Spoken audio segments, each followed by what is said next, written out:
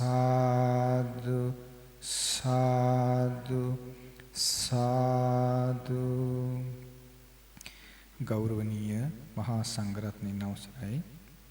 පින්වත්නි, අද උදේ කාලේදී අපි ඒ භාගතුන් වහන්සේ විසින් අපට කියා දුන් මේ නිවන් මඟ ප්‍රමාද වීමට හේතු වෙන කාරණා සහ නිවන් මගේ ප්‍රමාදය නොවි අප්‍රමාදීව නිවන් මඟ පුරුදු කිරීමට උපකාර වෙන කාරණා ඇතුළත් වෙන ඒ උතුම් ධර්ම කාරණා ඉගෙන ගත්තා.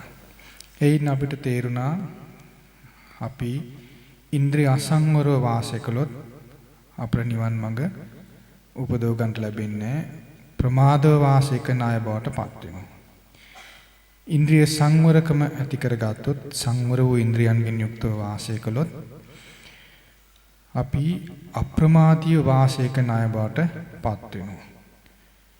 ඒතර ඒ සඳහා අපි ඒ භාගතුන් වහන්සේ වදාළ අපේ ජීවිතයේ පිළිබඳ කියා දුන් ඒ සත්‍ය කාරණා හොඳින් තේරුම් අරගෙන ඉන්ද්‍රිය සංවරය ඇති කරගන්න අපි මහත් වූ කැමැත්තක් වෑයමක් ඇති කරගත යුතුයි. මේ ඉන්ද්‍රිය සංවරය ඇති කර ගැනීම පිණිස උපකාර වන ඊට අදාළ ධර්ම කාරණා ඇතුළත් ඒ වගේම තවත් දේශනාවක් ගැන කියා දෙන්න අපි කල්පනා කළා. මේ දේශනාවේ නම අවස්සුත පරියාය සූත්‍රය. කෙලෙස් වැගිරීමේ ක්‍රමය ගැන කියා දුන් ධර්ම කාරණා ඇතුළත් දේශනාවක්. මේ දේශනාව සිදු කරේ කියලා දුන්නේ මුගලන් මහරහතන් වහන්සේ. ඊතර භාග්‍යතුන් වහන්සේ වැඩ සිටියේ කපිලවස්තුවේ නීග්‍රෝධාරාමයේ කියන විහාරය තමයි වැඩ වාසය කළේ. ඊතර මේ විහාරේ වැඩ වාසය කරනකොට ඒ ප්‍රදේශයේ හිටපු ශාක්‍ය වංශයේ උපාසක පිරිසක් ගිමන් හලක් හදලා තිබුණා. විවේක ගන්නට පාවිච්චි කරන ශාලාව, පොදුවේ විවේක ගැනීමට භාවිත කරන ශාලාවක් හදලා තිබුණා. ඉතින් ඒ අය ඒ ශාලාව පාවිච්චි කරන්න කලින්, තමන් පරිහරණය කරන්න කලින් ඒ අය භාගතුන් වහන්සේට ආරාධනා කළා, ස්වාමීනි භාගතුන් වහන්සේ අපි මේ වගේ ගිමන් හලක් හැදුවා. ඒක අපි කවුරුත් පරිහරණය කළේ නැහැ. ඉතින් ස්වාමීනි භාගතුන් වහන්සේ භික්ෂු සංඝයා වහන්සේලා සමග මේ ශාලාව පරිහරණය කරොත් ඒක අපිට මහා ලාභයක්. ඒ නිසා අපි කිරි අනුකම්පාවෙන් මේ ශාලාව පරිහරණය කරනවා නම් හොඳයි කියලා ආරාධනා කරා. ඉතින් මේ ආරාධනාව පිළි අරගෙන භාගතුන් වහන්සේ ස්වාමීන් වහන්සේලාත් එක්ක ඒ ශාලාවට වැඩියා. වැඩම කරලා ඒ උපාසක පිරිසට ධර්ම කාරණා කියා දීලා ඒ අය උනන්දු කළා. ඉතින් එහෙම ධර්ම කතාව කරනකොට ගොඩක් රාත්‍රී වුණා. ඒ පාර ඒ පිරිස උනන්දු කළා, ධර්මයේ සමාදන් කළා. ඒ පිරිස එතනින් පිටත් වුණා. ඒ උපාසක පිරිස එතනින් භාගතුන් වහන්සේට වන්දනා කළා පිටත් වුණා. ඊට පස්සේ භාගතුන් වහන්සේ එතන මුගලන් මහරහතන් වහන්සේ වැඩ හිටියා. මුගලන් මහරහතන් වහන්සේට ප්‍රකාශ කළා, පින්වත් මොග්ගල්ලාන, දැන් මේ ඉන්න භික්ෂු සංඝයා වහන්සේලාගේ තීන මිද්දේ දුර වෙලා තියෙන්නේ. හොඳට ඒගොල්ලන්ගේ හිත පිහිටලා තියෙනවා. ඉතින් ඒ නිසා ඒ අයට ධර්ම කතාවක් කරනවනම් හොඳයි, සුදුසු විදිහේ ධර්ම කතාවක් කරන්න කියලා ප්‍රකාශ කළා. මට විවේකයේ ගන්න ඕන පොඩ්ඩක්, මම විවේකයෙන් ඉන්නම්. ඔබ සුදුසු විදිහේ දහම් අවවාදයක් මෙයාට කරන්න කියලා භාගතුන් වහන්සේ විවේකීව වැඩ හිටියා. ඒතරේ මුගලන් මහරහතන් වහන්සේ ඒ වෙලාවේදී ඒ භාගතුන් වහන්සේගේ අනුශාසනාව පිළි අරගෙන එතන වැඩ හිටපු ස්වාමීන් වහන්සේලාට මේ දේශනාවේ තියෙන දහම් කරුණු කියා දුන්නා. මේ දේශනාව වේලාවේදී කළා. මුගලන් රහතන් වහන්සේ වෙලාවේදී දේශනා කරනවා, කියා දෙනවා කෙලස් වැగిරෙන ක්‍රමය, නැත්නම් කෙලස් වැగిරෙන විදිහත්, කෙලස් වැగిරෙන්නේ නැති වෙන ආකාරයක් මම දැන් කියලා දෙන්නම්. ඒක හොඳට අහගෙන හොඳට තේරුම් ගන්න කියලා එතන හිටපු ස්වාමීන් වහන්සේලාට මුගලන් මහරහතන් වහන්සේ කියා දුන්නා. මොකද්ද දැන් මේ කියා දෙන්න යන ක්‍රමය? කෙලස් වැగిරෙන්නේ කොහොමද කියන එකත් කෙලස් නොවැగిරී තියෙන්නේ කොහොමද කියන කරුණු දෙක විස්තර කරන්නම් කියලා දැන් මුගලන් රහතන් වහන්සේ ඒ සාමින් වහන්සේලාට ප්‍රකාශ කළා. ඊට පස්සේ මුලින් කියා දෙනවා කෙලස් වැగిරෙන්නේ කොහොමද කියලා මුලින් කියා දෙනවා. දැන් මේ ධර්මයන් අහනකොට ඔබට හිතෙන්න පුළුවන් අපි අහලා තියෙන එකක් නේද කියන්නේ කියලා. එතකොට ඒ විදිහට හිතට ඉඩ දෙන්නේ නැතුව හොඳට අහගෙන අහන්න. එතකොට මේ ධර්මයේ තියෙන අපට ප්‍රයෝජනවත් ධර්ම කාරණා ඉගෙන ගන්න පුළුවන්. එතකොට ඒ වෙලාවේදී ඒ කෙලස් වැగిරෙන්නේ කොහොමද කියන කාරණාව මේ විදිහට කියා දෙනවා. යම් භික්ෂුවක් ඉන්නවා. ඒ භික්ෂුව ඇහෙන් රූපයක් දැකලා ඒ රූපේ ප්‍රියමනාපයි නම් තමන් ප්‍රිය කරනවා නම් ඒකට ගිජු වෙනවා, ආස වෙනවා. ආසාව උපදව ගන්නවා. ඒකට ඇලිලා වාසය කරනවා. ඒ දකින්න රූපයේ ප්‍රිය නැත්නම් අප්‍රිය ස්වභාව එකක් නම් ඒකෙන් අමනාප වෙනවා, කිපෙනවා. ඒ වගේම යා ඒ වෙලාවේදී කායනුපස්සනාව, කය ගැන සිහිය පිහිටවගෙන වාසය කරන්නේ නැහැ. ඒ කියන්නේ කායනුපස්සනාවෙන් නෙවෙයි වාසය කරන්නේ. ඊළඟට යා ඒ වෙලාවේදී පටු සිතකින් යුක්තවයි වාසය කරන්නේ. ඒ විදිහට වාසය කරද්දී දැන් යම් ලාමක අකුසල් දුර වෙලා යන සම්පූර්ණයෙන් නිරුද්ධ වෙලා යන චිත්ත විමුක්තිය, ප්‍රඥා විමුක්තිය ගැන එයාට කිසි වැටහීමක් නැහැ. කෙනෙකුගේ අකුසල් සම්පූර්ණයෙන් දුර වෙලා යනවා නම්, නිරුද්ධ වෙලා යනවා නම් ඒ චිත්ත විමුක්තියත් ප්‍රඥා විමුක්තියත් උපදව ගැනීමෙන් අකුසල් සම්පූර්ණයෙන් නිරුද්ධ වෙලා යනවා. ඒතර ඒ ගැන වැටහීමකුත් එයාට නැහැ. එයා කොහොමද වාසය කරන්නේ? ඇහැට ප්‍රියමනාප රූපයක් දැක්කහම ඒකට ගිජු වෙනවා. ඇලිලා වාසය කරනවා. අප්‍රිය රූපයක් දැක්කහම ඒකට අකමැති වෙනවා, අමනාප වෙනවා, ගැටිලා යනවා, කිපෙනවා. ඒ වගේම තමයි යා කය ගැන සිහියෙන් වාසය කරන්නේ නැහැ. කායනුපස්සනාවෙන් නෙවෙයි වාසය කරන්නේ. පටුසිතකින් යුක්තවයි වාසය කරන්නේ. ඊළඟට යා කෙලෙස් සම්පූර්ණයෙන් නිරුද්ධ වෙලා යන යෑම සිදුවෙන චිත්ත විමුක්තිය, ප්‍රඥා විමුක්තිය ගැන යාට අවබෝධයක්වත් නැහැ. ඒ ගැනත් යා අවබෝධයෙන් දන්නේ නැහැ.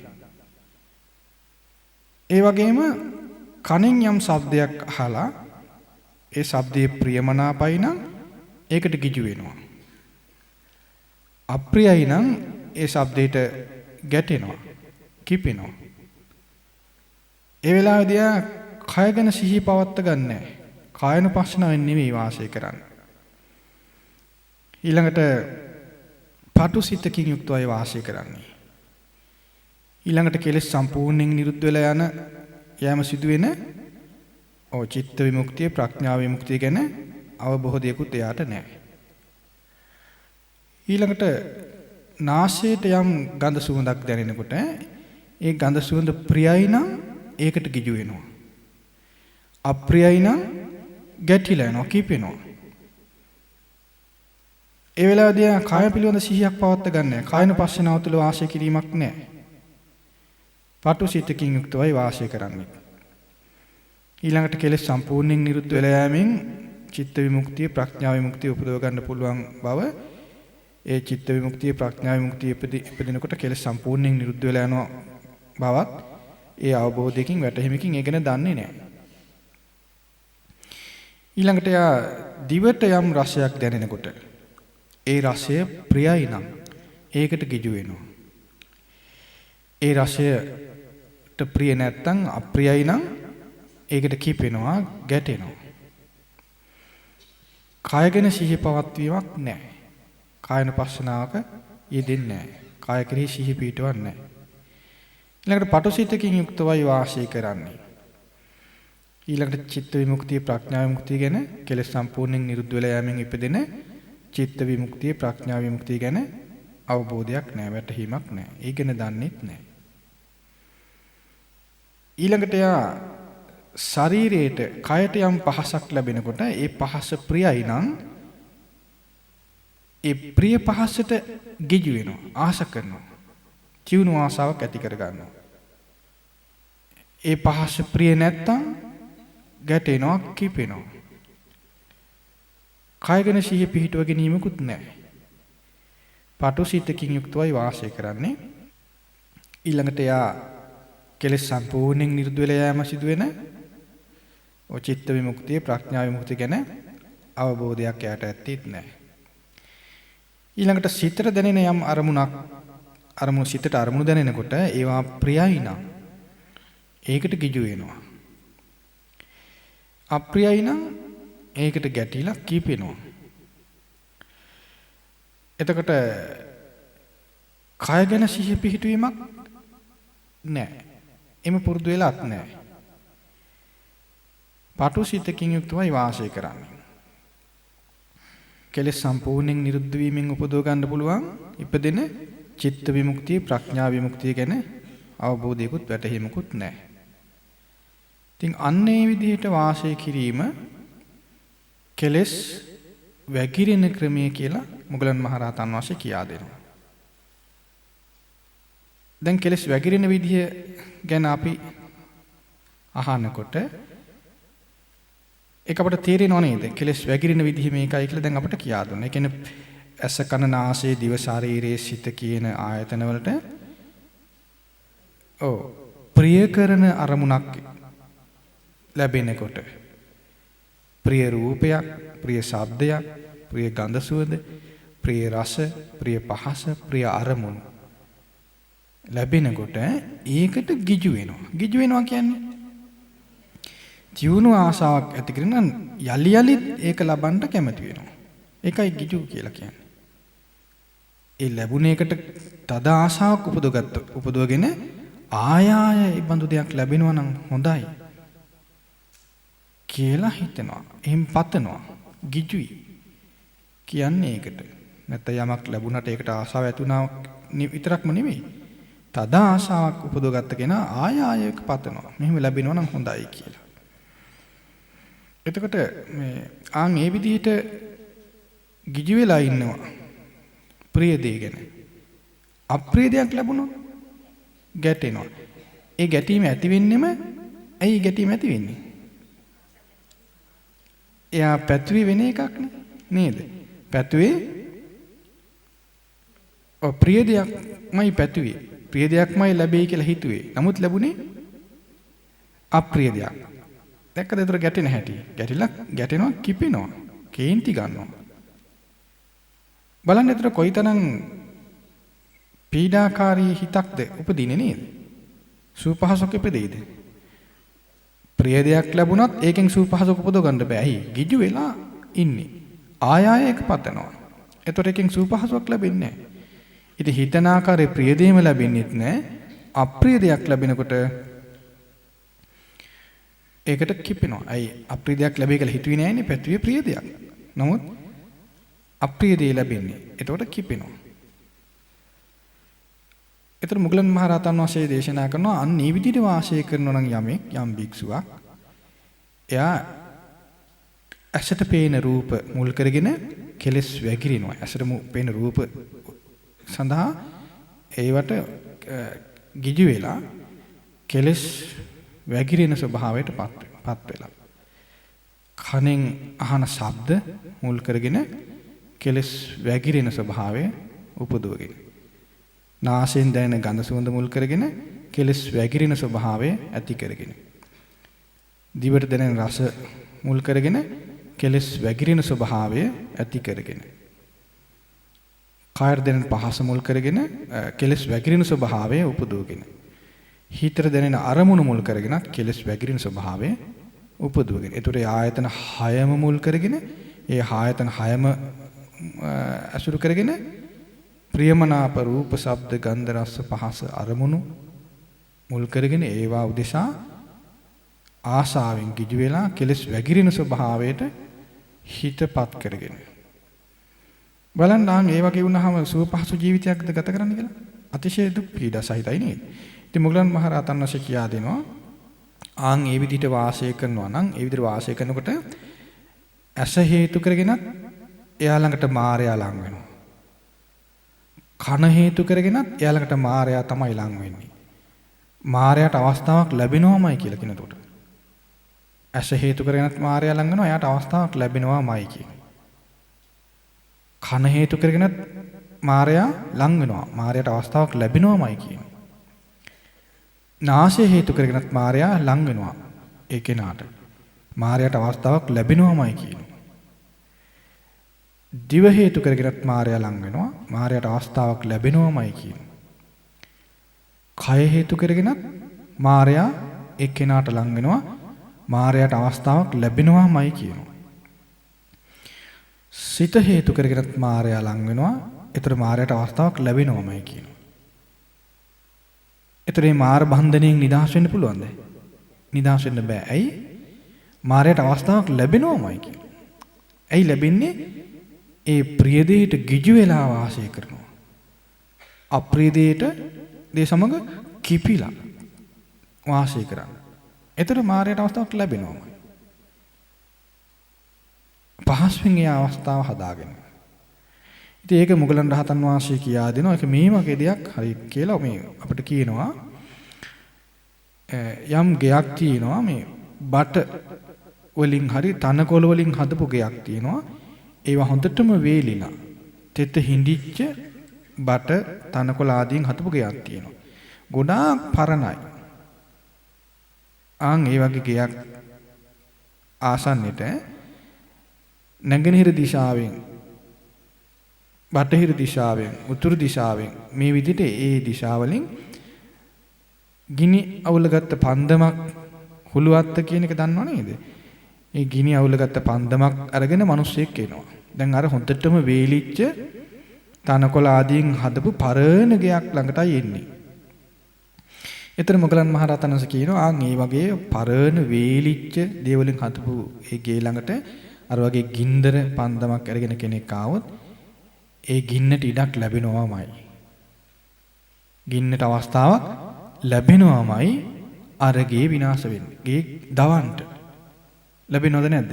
ලැබෙනවා. ඇයි ඒ හදලා තියෙන දේවල් තනකොළ බට ආදී දේවල් හොඳටම වේලිලා, තෙත් හිඳිලා. අනික පරණයි. ඒතර පුංචි ගිනි පුලුඟක් තිබ්බත් ඇවිලෙනවා. නේද? ඒකයි කියන්නේ ඒ ගින්නට අවස්ථාවක් තියෙනවමයි. ඉඩක් ලැබෙනවමයි කියලා. ඒ වගේ කියනවා ඇස මුල් කරගෙන ප්‍රියමනාප රූප කෙරෙහි ගිජු භව උපදවගෙන යමෙක් වාසය කරනවා නම් අප්‍රිය දේ කෙරෙහි කිපිමින් වාසය කරනවා නම් ඒ විදිහට වාසය කරද්දී කෙලස් වැగిරෙනවා. එතකොට මායයට ඉඩක් මායя ලං වෙනවා. මායයට ඉඩක් ලැබෙනවාමයි කියනවා.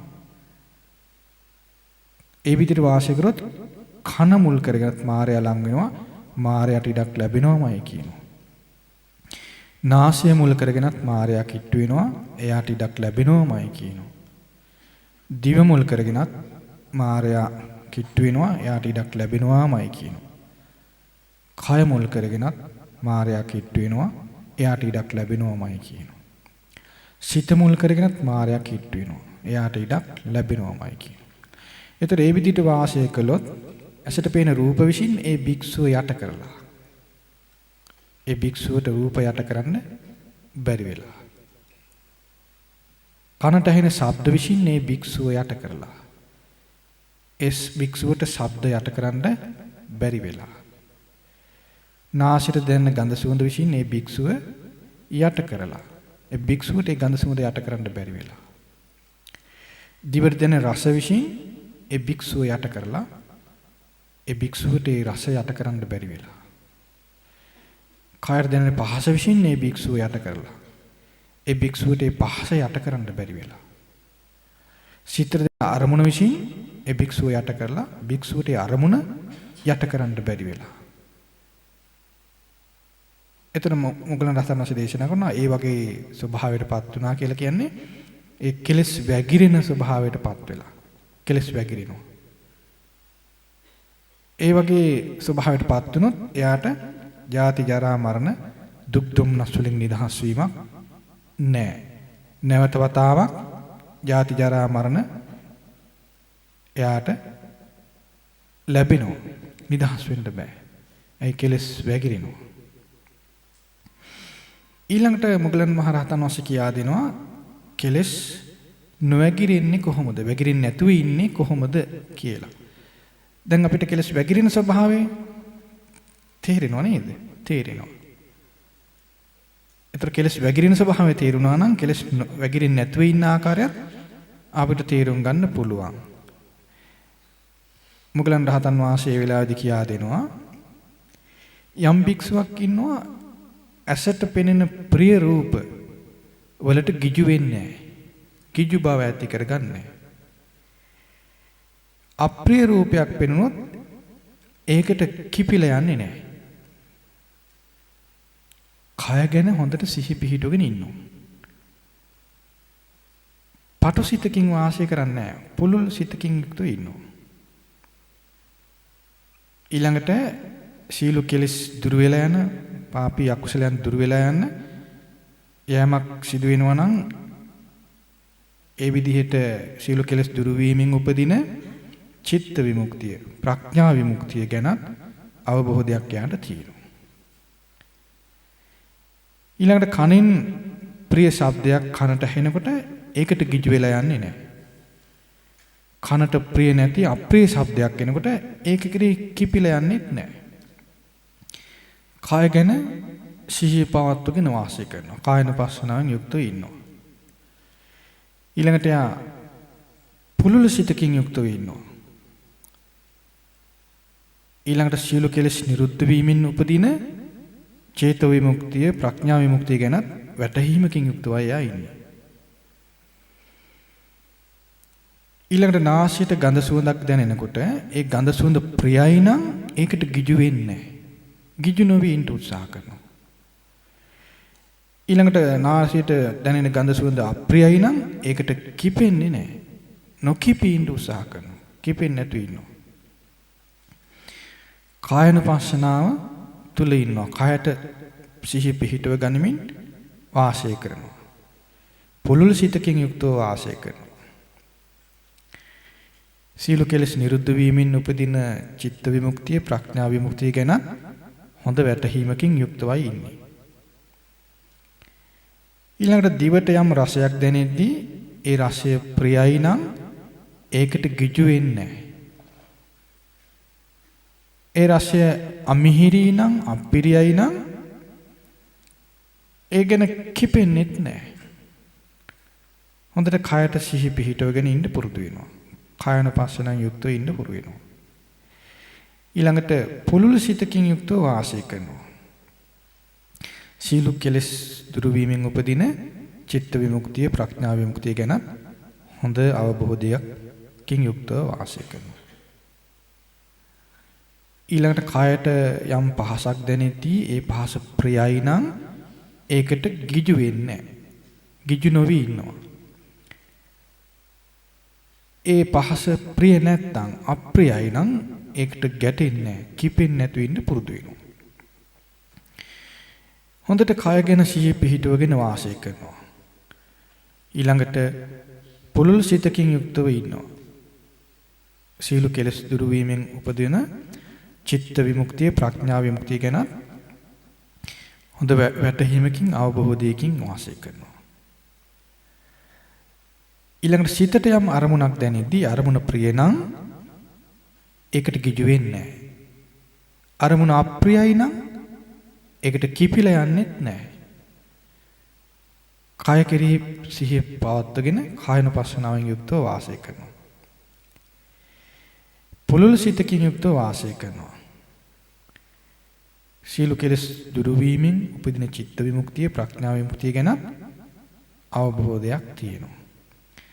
යම් භික්ෂුවක් අන්න ඒ විදිහට වාසය කරනවා නම් මුගලන් මහරහතන් වහන්සේ කියා දෙනවා ඒ ක්‍රමේ තමයි කෙලස් නොවැගිරෙන ආකාරයෙන් වාසය කිරීම කියලා. ඉතින් යම් භික්ෂුවක් ඒ විදිහට වාසය කළොත් එයා ඇස මුල් කරගෙන කෙලස් නොවැගිරෙන විදිහටයි වාසය කරන්නේ. කන මුල් කරගෙන කෙලස් වැගිරෙන්නේ නැති විදිහට වාසය කරනවා. නාසය මුල් කරගෙනත් කෙලස් වැගිරෙන්නේ නැති විදිහට වාසය කරනවා. දිව මුල් කරගෙනත් කෙලස් වැගිරෙන්නේ නැති විදිහට වාසය කරනවා. කය මුල් කරගෙනත් කෙලස් වැගිරෙන්නේ නැති වෙන්න ඔය නැති වෙන විදියට වාසය කරනවා. සිත මුල් කරගෙනත් කෙලස් වැగిරෙන්නේ නැතිව ඉන්ට පුරුදු වෙනවා. ඒ විදියට වාසය කරනවා. ඒතර මොගලන් මහරහතන් වහන්සේ කියා දෙනවා ඒ විදියට යම් භික්ෂුවක් වාසය කළොත් ඇස මුල් කරගෙන මායя ළඟට එන්නේ නැහැ. මායයට ඉඩක් ලැබෙන්නෙම නැහැ කියනවා. කන මුල් කරගෙන මායя ඒ භික්ෂුව ළඟට එන්නේ නැහැ. මායයට ඉඩක් ලැබෙන්නේ නැහැ කියනවා. නාසය මුල් කරගෙනත් මායя භික්ෂුව ළඟට එන්නේ නැහැ. එයාට ඉඩක් ලැබෙන්නේ නැහැ කියනවා. දිව මුල් කරගෙනත් මායя භික්ෂුව ළඟට එන්නේ නැහැ. එයාට ඉඩක් ලැබෙන්නේ නැහැ. මායයට ඉඩක් ලැබෙන්නේ නැහැ. කය මුල් කරගෙනත් මායя ඒ භික්ෂුව ළඟට එන්නේ නැහැ. ඉඩක් ලැබෙන්නේ නැහැ මායයට ඒ භික්ෂුව ළඟට එන්න. සිත මුල් කරගෙනත් මායя ඒ භික්ෂුව ළඟට එන්නේ නැහැ. ඉඩක් ලැබෙන්නේ නැහැ ඒ භික්ෂුව ළඟට එන්න. ඇයි ඒ ඉඩක් ලැබෙන්නේ නැත්තේ? එයා ඇස මුල් කරගෙන ප්‍රිය දෙයට ගිජු වෙන්නේ නැහැ. ගිජු වෙන්නේ නැහැ කියන්නේ ඒකට තියුණු ආසාවක් ඉපදෙන්න දෙන්නේ නැහැ. ඒ ආසාව බැහැර කරගන්නවා. යම් ආසාවක් ඉපදුනොත් ඒක බැහැර කරගන්නවා. එතකොට එයා යලි යලි පතනවාද ඒක? ආසාව බැහැර කරගන්න කෙනා යලි යලි ඒක පතන්නේ නැහැ. එතකොට ඒ විදිහට ඒ ප්‍රිය දේ යලි යලි පතන්නේ නැතුව වාසය කරද්දී අප්‍රිය දෙයක් ලැබුණොත් ඒකට නොකිපී ඉන්න යට පුළුවන්. ප්‍රිය දේම පතනවා නම් යලි යලි ප්‍රිය දේම පතනවා නම් අප්‍රිය දෙයක් හම්බෙනකොට එයාම නාප වෙනවා. නමුත් දැන් ප්‍රිය දේ යලි යලි පතන්නේ ලැබුණ දේ ගැන ආසාව අතහැර ගනිමින් වාසය කරනවා. ඒ විදිහින් දෙද්දී අප්‍රිය දෙයක් ලැබුණා කියලා එයාට නොකිපී ඉන්න පුළුවන්. ඒ යමනාපය අතහැර ගන්න පුළුවන්. ඒතර යා කායනුපස්සනාව තුලයි වාසය කරන්නේ. ඊළඟට පුලුල් සිතකින් යුක්තව ඉන්නවා. චිත්ත විමුක්තිය, ප්‍රඥා විමුක්තිය ගැන අවබෝධයක් තියෙනවා. එතකොට එයා ළඟට ඇස මුල් කරගෙන වේවා, කන මුල් කරගෙන වේවා, නාසය මුල් කරගෙන වේවා, දිව මුල් කරගෙන වේවා, කය මුල් කරගෙන වේවා, සිත මුල් කරගෙන වේවා, මායයට ලං වෙන්න බෑ. එයාට ඉඩක් ලැබෙන්නේ නැහැ. මුගලන් මහරහතන් වහන්සේ අපට කියා දෙනවා යම් ගෙයක් තියෙනවා. ඒක මැට්ටෙන් හදලා තියෙන්නේ. මැටියෙන් හදපු ගෙයක් තියෙනවා. හොඳට තෙතමනේ තියෙනවා. ඒතර යම් කෙනෙක් ඒ ගේ ළඟට හොඳට පත් වෙන හුළු අත්තක් ගිනි පන්දමක් අරගෙන ලං වෙනවා ඒ ගේ ළඟට. ඒතර ඒ ගින්නට ඉඩක් ලැබෙනවද? ඒ ගින්නට ඉඩක් ලැබෙන්නේ නැහැ ඒ ගේ දවන්න. ඉඩක් ලැබෙන්නේම නැහැ. ඇයි ඒ ගේ තෙත් සහිතයි. ගින්නට අවකාශයක් නැහැ. ගින්නට ඉඩක් අවස්ථාවක් ලැබෙන්නේ නැහැ. එතන මොගලන් රහතන් වහන්සේ කියා දෙනවා ආන් මේ වගේ යම් භික්ෂුවක් ඇස මුල් කරගෙන, කන මුල් කරගෙන, නාසය මුල් කරගෙන, දිව මුල් කරගෙන, කය මුල් කරගෙන, සිත මුල් කරගෙන ප්‍රිය දේ කෙරෙහි කිජු බව උපදව ගන්නේ නැත්තම්, අප්‍රිය දේ කෙරෙහි කිපෙන්නේ නැත්තම්, කායට සිහි පිහිටවගෙන කායනුපස්සනාව තුළ නම් වාසය කරන්නේ. පුලුල් සිතකින් යුක්තව වාසය කරනවා නම් සියලු කෙලෙස් දුරු වීමෙන් උපදින චිත්ත විමුක්තිය, ප්‍රඥා විමුක්තිය ගැන ඉගෙන වැටහීමක්, අවබෝධයක් යාට තියෙනවා නම් එයා ළඟට ඇස මුල් කරගෙන වේවා, කන මුල් කරගෙන වේවා, නාසය මුල් කරගෙන වේවා, දිව මුල් කරගෙන වේවා, කය මුල් කරගෙන වේවා, සිත මුල් කරගෙන වේවා, මායයට එන්න බෑ කියනවා. මායයට අවස්ථාවක් ලැබෙන්නේ නැහැ කියනවා. දැන් ඔබට තේරෙනවද කෙලස් වැగిරෙන කෙනාගේ ස්වභාවයත් කෙලස් නොවැగిරෙන කෙනාගේ ස්වභාවයත්? ඒතරේ අසකන නාසය දිව ශරීරය සිත මුල් කරගෙන ප්‍රිය දේ කිරි ගිජු වෙන්නේ නැත්නම්, අප්‍රිය දේ කිරි නොගැටි වාසය කරනවා නම් කායනුපස්සනාව තුළ නම් ඉන්නේ. පුලුල් සිතකින් නම් ඉන්නේ. චිත්ත විමුක්තිය, ප්‍රඥා විමුක්තිය ගැන වැටහීමකින් යුක්තව නම් ඉන්නේ. අන්න එයා තුළ ඇස මුල් කරගෙන කෙලස් වැగిරෙන්නෙත් නැහැ. කන මුල් කරගෙන කෙලස් වැగిරෙන්නෙත් නැහැ. නාසය මුල් කරගෙන කෙලස් වැగిරෙන්නෙත් නැහැ. දිව මුල් කරගෙන කෙලස් වැగిරෙන්නෙත් නැහැ. සිත මුල් කරගෙන, කය මුල් කරගෙන කෙලස් වැగిරෙන්නෙත් නැහැ. සිත මුල් කරගෙන කෙලස් වැగిරෙන්නෙත් නැහැ. එයා කෙලස් නිරුද්ධ වෙන ප්‍රතිපදාව තුලයි ඉන්නේ. එතකොට කෙලස් යම් කෙනෙක් කෙලස් වැగిරෙන ප්‍රතිපදාව තුල හිටියොත් එහෙම එයා තුල කෙලස් නිරුද්ධ වීමක් සිදු වෙනවද? කෙලස් වලින් නිදහස් වීමක් එයාට තියෙනවද? නැහැ. කෙලස් වලින් නිදහස් වීමක් නැත්නම් එයාට දුකේ නිදහස් වීමක් තියෙනවද? නැහැ. ඉතින් යම් කෙනෙක් කෙලස් වැగిරෙන ප්‍රතිපදාව අතහැරලා කෙලස් නොවැగిරෙන ප්‍රතිපදාව පුරුදු කරනවා නම් එයාගේ කෙලස් නිරුද්ධ වෙයිද නැද්ද? නිරුද්ධ වෙනවා. කෙලස් නිරුද්ධ වීමෙන් දුක් ක්ෂය වෙනවද නැද්ද? දුක් ක්ෂය වෙනවා. එහෙනම් කෙලස් නිරුද්ධ වෙන ප්‍රතිපදාව. එහෙම නැත්නම් කෙලස් නොවැగిරෙන ආකාරයට යමෙක් කටයුතු කළොත් එයාට සීල කෙලස් වලින් නිදහස් වෙන්න අවස්ථාව තියෙනවා. එයාට සීල දුකෙන් නිදහස් වෙන්න අවස්ථාව තියෙනවා.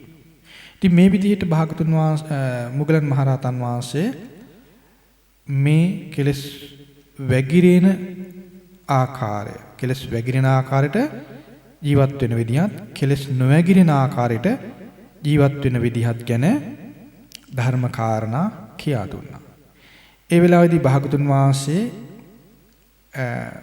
සාදුකාර දීලා ඒ ධර්මය පිළිගත්තා, අනුමෝදන් වුණා, අනුමත කළා. ඒතර බලන්න අපි මේ ධර්මය හොඳට තේරුම් ගත්තොත් අපේ ජීවිතයේ මේ ධර්ම කාරණේ හොඳට ගලපගෙන බැලුවොත් අපේ ජීවිතයේ අභ්‍යන්තර ස්වභාවය ගැන අපිට වැටහීමක් ඇති කරගන්න පුළුවන්ද බැරිද? පුළුවන්. නේද? අපේ ජීවිතයේ අභ්‍යන්තර ස්වභාවය ගැන අපිටම වැටහීමක් ඇති කරගන්න පුළුවන්. අපි වාසය කරන ක්‍රමයට කෙලස් වැగిරෙනවද? කෙලස් නොවැగిරී තියෙනවද? අපිට තේරුම් ගන්න පුළුවන්ද බැරිද? පුළුවන්. එතන මේ විදිහට අපි තේරුම් නොගෙන, අපි ගැන අපි තේරුම් නොගත්තොත් අපිට සුවපහසු ජීවිතයක් උපදව ගන්න පුළුවන් වෙයිද? බෑ. නේද? ඒකටයි අපිට මේ ධර්මයේ උවමනා කරන්නේ. අපිට මේ ධර්මයේ උවමනා අපේ දැනුම වැඩි කරගන්න. කුමක් ගැන දැනුමද? අපේ ජීවිතයේ යථා ස්වභාවය ගැන. අපේ ජීවිතයේ යථා ස්වභාවය ගැන අපිට හොඳ දැනුමක් හදාගන්න තමයි මේ ධම් දැනුම උවමනා කරන්නේ. ඒතර මේ ඉගෙන ගන්න ධර්මය අපි අපේ ජීවිතයට ගලපලා බලන්න ඕනේ. එතකොට අපිට තේරෙනවා අපේ ජීවිතේ කොයි විදිහටද හැසිරෙන්නේ කියලා අපිට තේරෙනවා. නැත්නම් දැන් මේ ධර්මයේ තුල කියා තියෙන්නේ භික්ෂුන් වහන්සේලාට. ඒතර මේ අය කල්පනා කළොත් එහෙනම් මේක සාමින් වහන්සේලාට කිව්ව ධර්මයක් අපිට නෙවෙයිනේ කියලා හිතුවොත් එහෙම ඒක හරිද? වැරදි. මෙතන භික්ෂුන් වහන්සේලා ගැන සඳහන් වුණත් මේක කොයි මිනිසයාටත් පොදුයි. ඉතින් යම් පුද්ගලයෙක් ඇසට පේන රූප කෙරෙහි ගිජු වුණොත් ඒ ඇසට පේන ප්‍රිය රූපෙට ගිජු වෙනවා නම් අප්‍රිය රූපයට කිපිලා යනවා නම් කායට සිහිය පිහිටව ගන්න උත්සාහයක් නැත්නම් කායනුපස්සනාවේ වාසය කරන්නේ නැත්නම් පටුසිතකින් යුක්තව වාසය කරන්නේ. සීල කෙලස් නිරුද්ධ වීමෙන් උපදින චිත්ත විමුක්තිය, ප්‍රඥා විමුක්තිය ගැන යාට තේරෙන්නේ නැත්නම්, එහෙම දෙයක් ගැන යාට වැටහීමක් නැත්නම්,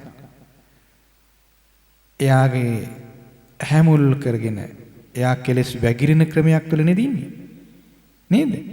එයා උමතුවකින් වගේ ප්‍රිය දේම හොයනවා, අප්‍රිය දේට ගැටි ගැටි යනවා. ඒතර එයාට කෙලස් වැగిරීමෙන් නිදහස් වෙන්න පුළුවන්ද? බෑ. කෙලස් වැగిරෙන්න සිතේ පිරිසිදු බවක් ඇති වෙනවද? නෑ. සිත අපිරිසිදු වෙනවා. සිත අපිරිසිදු වෙන්න එයාට සුවපහසු ජීවිතයක් ඇති වෙනවද? නෑ.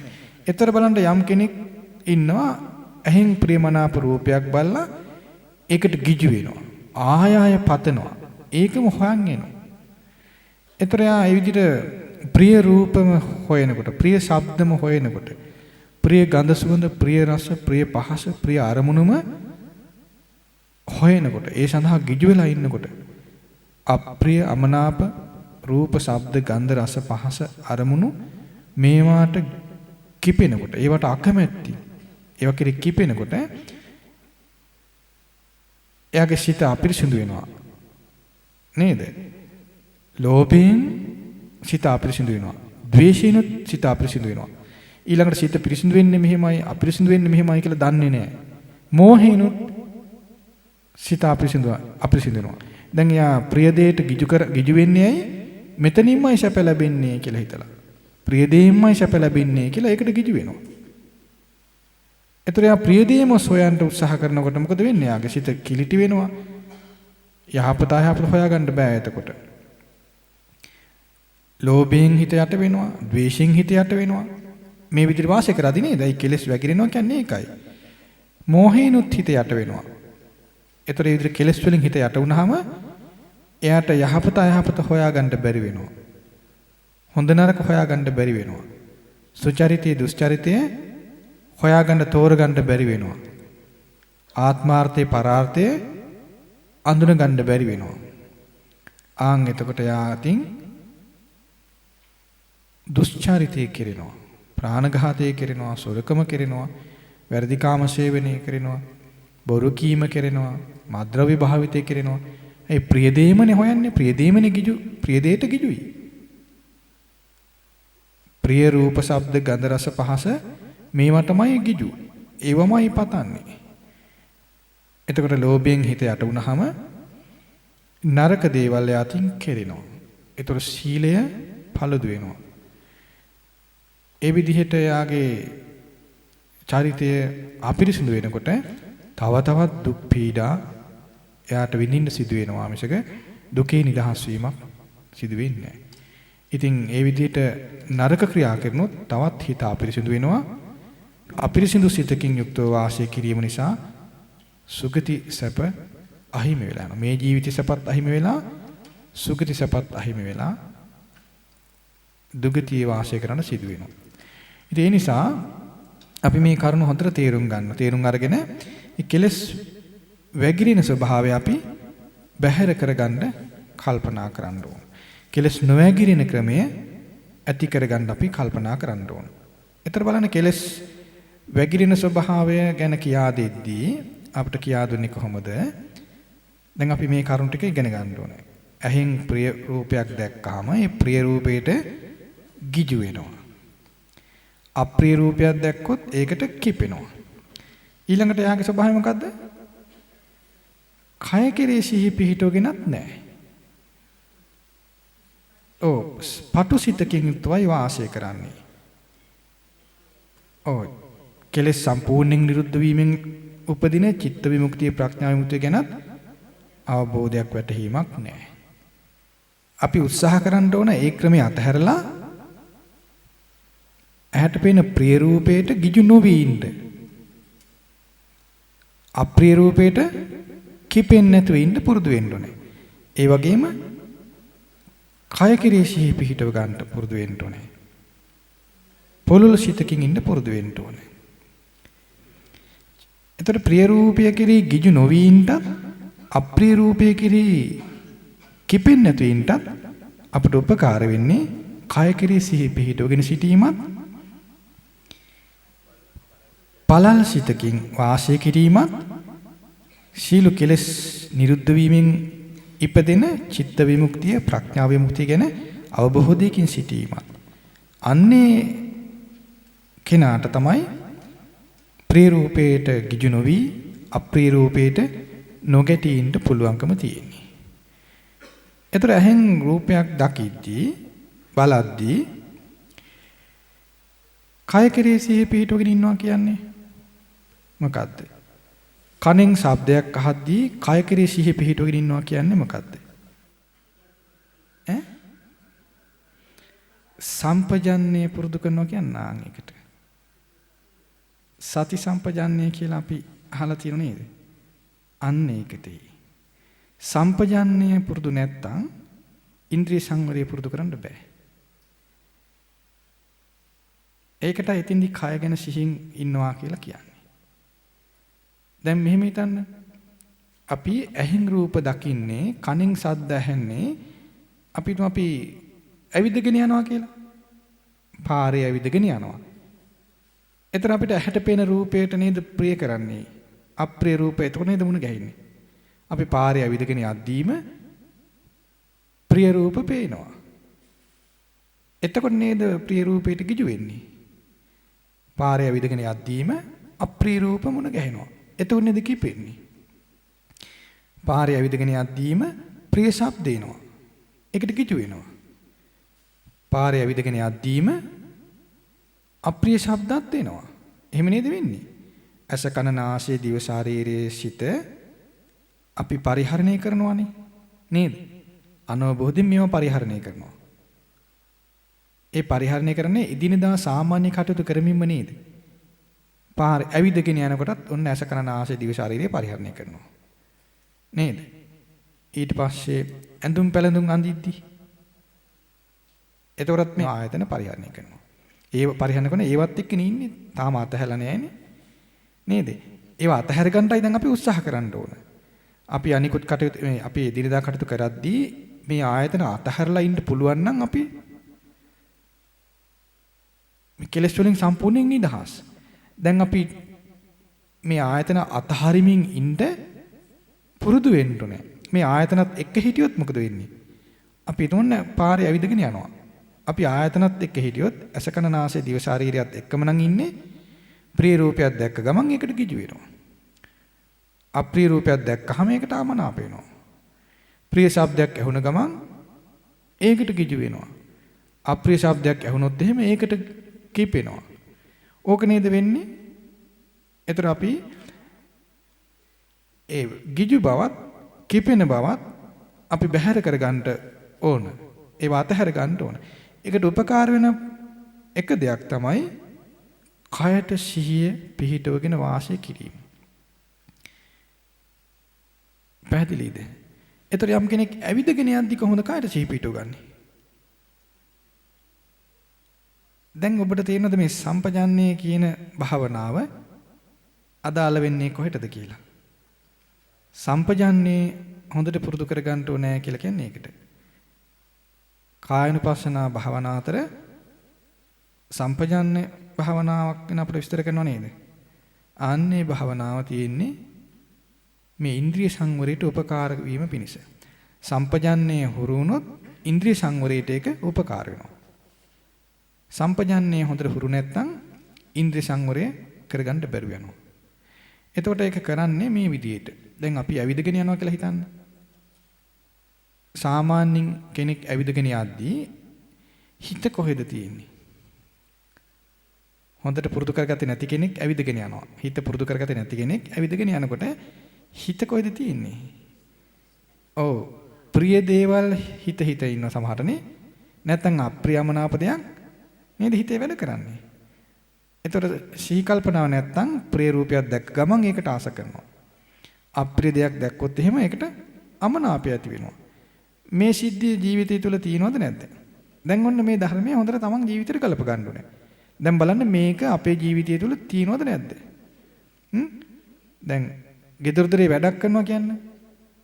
එතකොටත් ප්‍රිය රූපයක් දැක්කොත් ප්‍රිය ශබ්දයක් ඇහුනොත් ඒකට ගිජු වෙනවද නැද්ද? අප්‍රියමනාප දෙයකට ගැටෙනවා. අකමැති වෙනවනේ. එතකොට ඒක වළක්ව ගන්න අපිට තියෙන උපක්‍රමයක් තමයි සති සම්පජාන්නේ. එතකොට ඒක කරන්න අපි ඊටාම පරිස්සමෙන් ටික කර හුරු වෙන්න ඕනේ. කයට සිහි පිහිටව ගැනීම අපි ටික කර පුරුදු වෙන්න. මොකද අපිට පුරුදු නෑනේ මේක. පුරුදු නැති දෙයක් එකපාරට කොහොමද කරන්නේ? එකපාරට කරන්න බෑනේ. ඒ නිසා අපිට ඊළඟ දේ තමයි මේ හිතෙන්නේ මේක කරන්න තියෙන්නේ. නේද? අපිට මේ පේන ශරීරයෙන්වත් එකපාරට යමක් කරන්න පුළුවන්ද? දැන් ඔන්න කෙනෙක් අපිට පේනවා බයිසිකල් පැදගෙන යනවා. ළමයෙකුට පේනවා තව කෙනෙක් ඔන්න බයිසිකල් පැදගෙන යනවා. ඉතින් ඒ ළමයා ඒක ආස වුණා කියලා එකපාරට පුළුවන්ද පදින්නේ?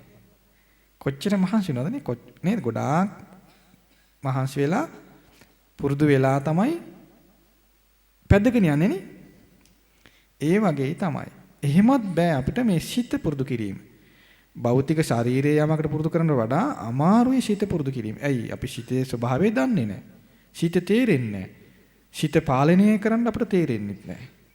සිතේ ස්වභාවය අපිට පොඩ්ඩක්වත් තේරෙන්නේ නැහැ. ඒ නිසා ඒ නොපෙනෙන, නොතේරෙන, අදෘශ්‍ය අපිට පාලනය කරන්න අමාරු සිත කුසලයට නමන්න තියෙන්නේ ඊටාම පරිස්සමින්. ඉතින් ඒකට අපිට ගොඩක් උපකාර වෙන ධර්මයේ ගැන විශ්වාසය. ධර්මයේ ගැන විශ්වාසය උපදවගෙන පුරුදු කළ යුතු ධර්මයේ තේරුම් ගන්න. මෙයයි පුරුදු කළ යුත්තේ. ඊට පස්සේ අපි මේ පුරුදු කරන්න ඕන දේ ටික ටික කර පුරුදු කරන්න ඕන. කලක් යනකොට ඒ ධර්මයේ පුරුදු කරද්දීම අපට හිත ගැන තේරෙනවා. හිත තේරුම් ගන්න පුළුවන්. සිත භාවිත කරන්න අපට තේරෙනවා. ඒකටයි සිත භාවිත කරනවා කියලා කියන්නේ. සිත ධර්මයේ තුල පුරුදු කිරීමටයි සිත භාවිත කරනවා කියලා කියන්නේ. ඒතර අපි ඇවිදගෙන යද්දී තේරුම් ගන්න අපි ඇවිදගෙන ගියත් සිත ධර්මයේ තුල පුරුදු නැති නිසා එහෙම යනවා. ඒක වෙනවද නැද්ද? ඒ කියන්නේ ආස දේවල් ඔස්සේ යනවා. අකමැති දේ ඔස්සේ යනවා නේද? ඉබාගාත යන සතෙක් වගේ මේ හිත යනවා.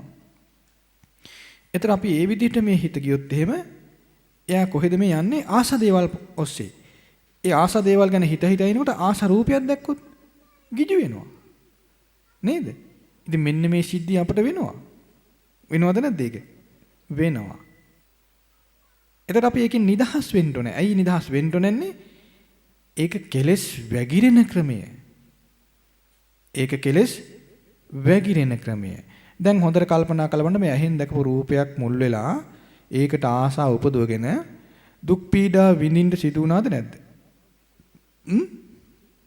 හොඳට බලන්න ජීවිතේ දිහා ඇහෙන් දැකපු ප්‍රියමනාප රූප මුල් වෙලා දුක් පීඩා විඳ අවස්ථා කොයිතරම් ඇද්ද?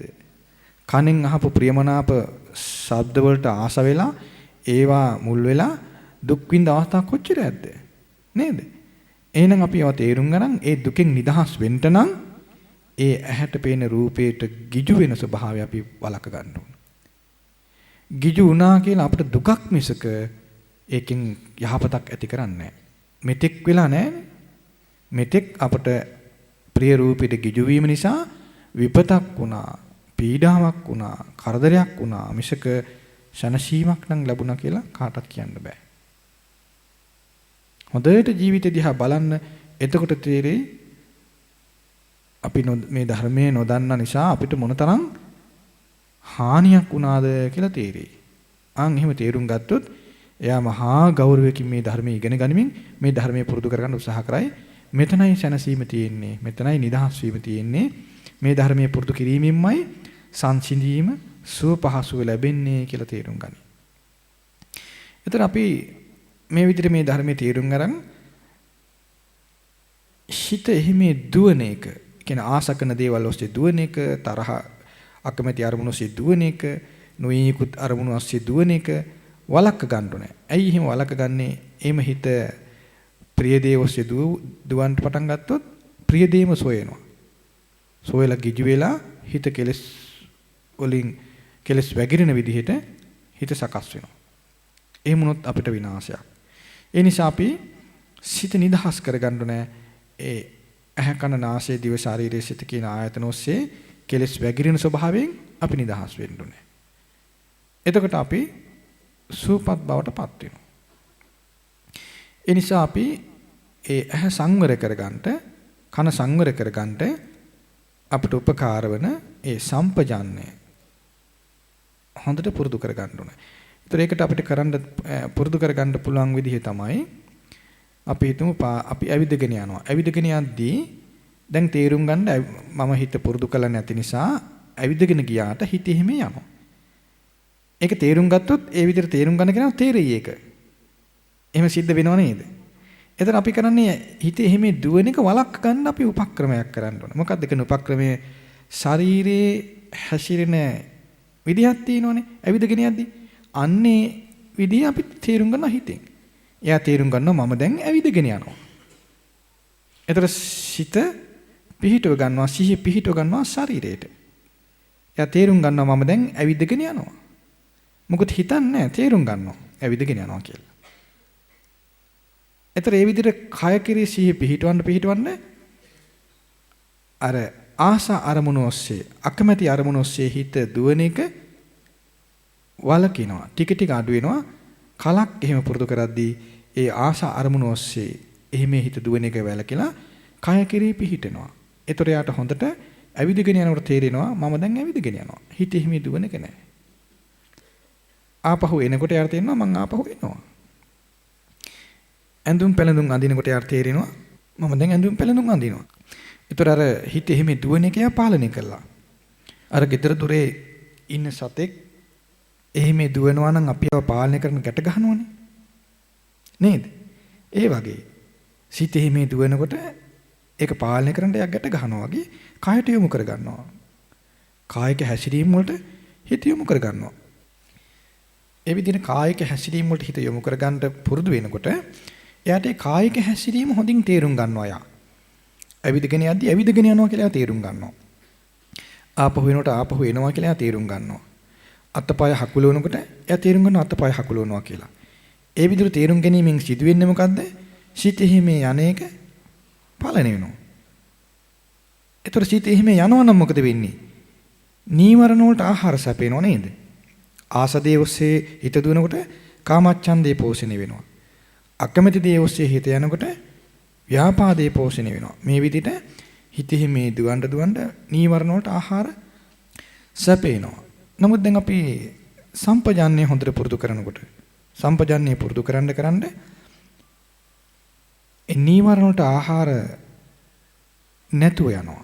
නීවරණ දුබල වෙනවා.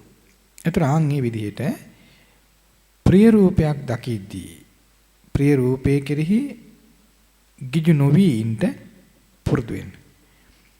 ඒතර ප්‍රිය රූපේ කෙරෙහි ගිජු නොවි ඉන්න නම් අපි මූලික වශයෙන් සම්පජාන්නේ හුරු කරගන්න. නැත්නම් අපේ හිත නිතරම එහෙම දුවනවා. එතකොට අපිට ප්‍රිය රූපයෙන් බේරෙන්න බෑ. ද සම්පජාන්නේ හුරු කරගත්තොත් ඒ සිත යම් පාලනයකට අපි අරගෙන සිත පාලනය කරගන්න පුළුවන් වුණොත් තමයි ඒ සිතෙන් අපිට ප්‍රයෝජනයක් ගන්න පුළුවන්. ඒ විදිහට අපි කායනුපස්සනාව හුරු කරගත්තොත් කායට හොඳට සිහි පිහිටව ගනිමින් ඒ කායික හැසිරීම හොඳට තේරුම් ගනිමින් වාසය කළොත් ඒතර ඉන්ද්‍රිය සංවරය පහසු වෙනවා. සම්පජාන්නේ හොඳට කරනොත් ඉන්ද්‍රිය සංවරය පහසුයි.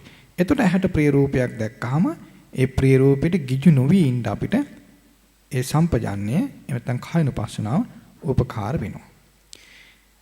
ඊළඟට ඒ ඉන්ද්‍රිය සංවරය හොඳට හදාගන්න කැමති කෙනා නැත්නම් කෙලෙස් වැగిරෙන ස්වභාවයෙන් නිදහස් වෙන්න කැමති කෙනා ඊළඟට මොකක්ද කොහොමද වාසය කරන්න ඕන? එකක් තමයි කයට හොඳට සිහි පිහිටවගෙන වාසය කිරීම නේද? ඊළඟට කොහොමද වාසය කරන්න තියෙන්නේ? පුලුල් සිතකින් වාසය කරන්න ඕන. දැන් කෙලස් වැగిරෙන ස්වභාවයෙන් යුක්ත කෙනා පටු සිතකින් යුක්තවයි වාසය කරේ. මොකද්ද මේ පටු සිතකින් යුක්තව වාසය කරනවා කියලා කියන්නේ? ප්‍රිය රූපයක් දැක්කොත් ඒ ප්‍රිය රූපේ නිමිති අරගෙන ආස්වාදයට අනුව කල්පනා කරනවා. ආස්වාදයේ පැත්ත කල්පනා කරගෙන ඉන්නවා. ඒකේ ගුණ ගැන හිතනවා, ඒක Tamanට අත් කරගන්න හිතනවා. ඒකේ ප්‍රිය බව ගැන සිහි කරනවා.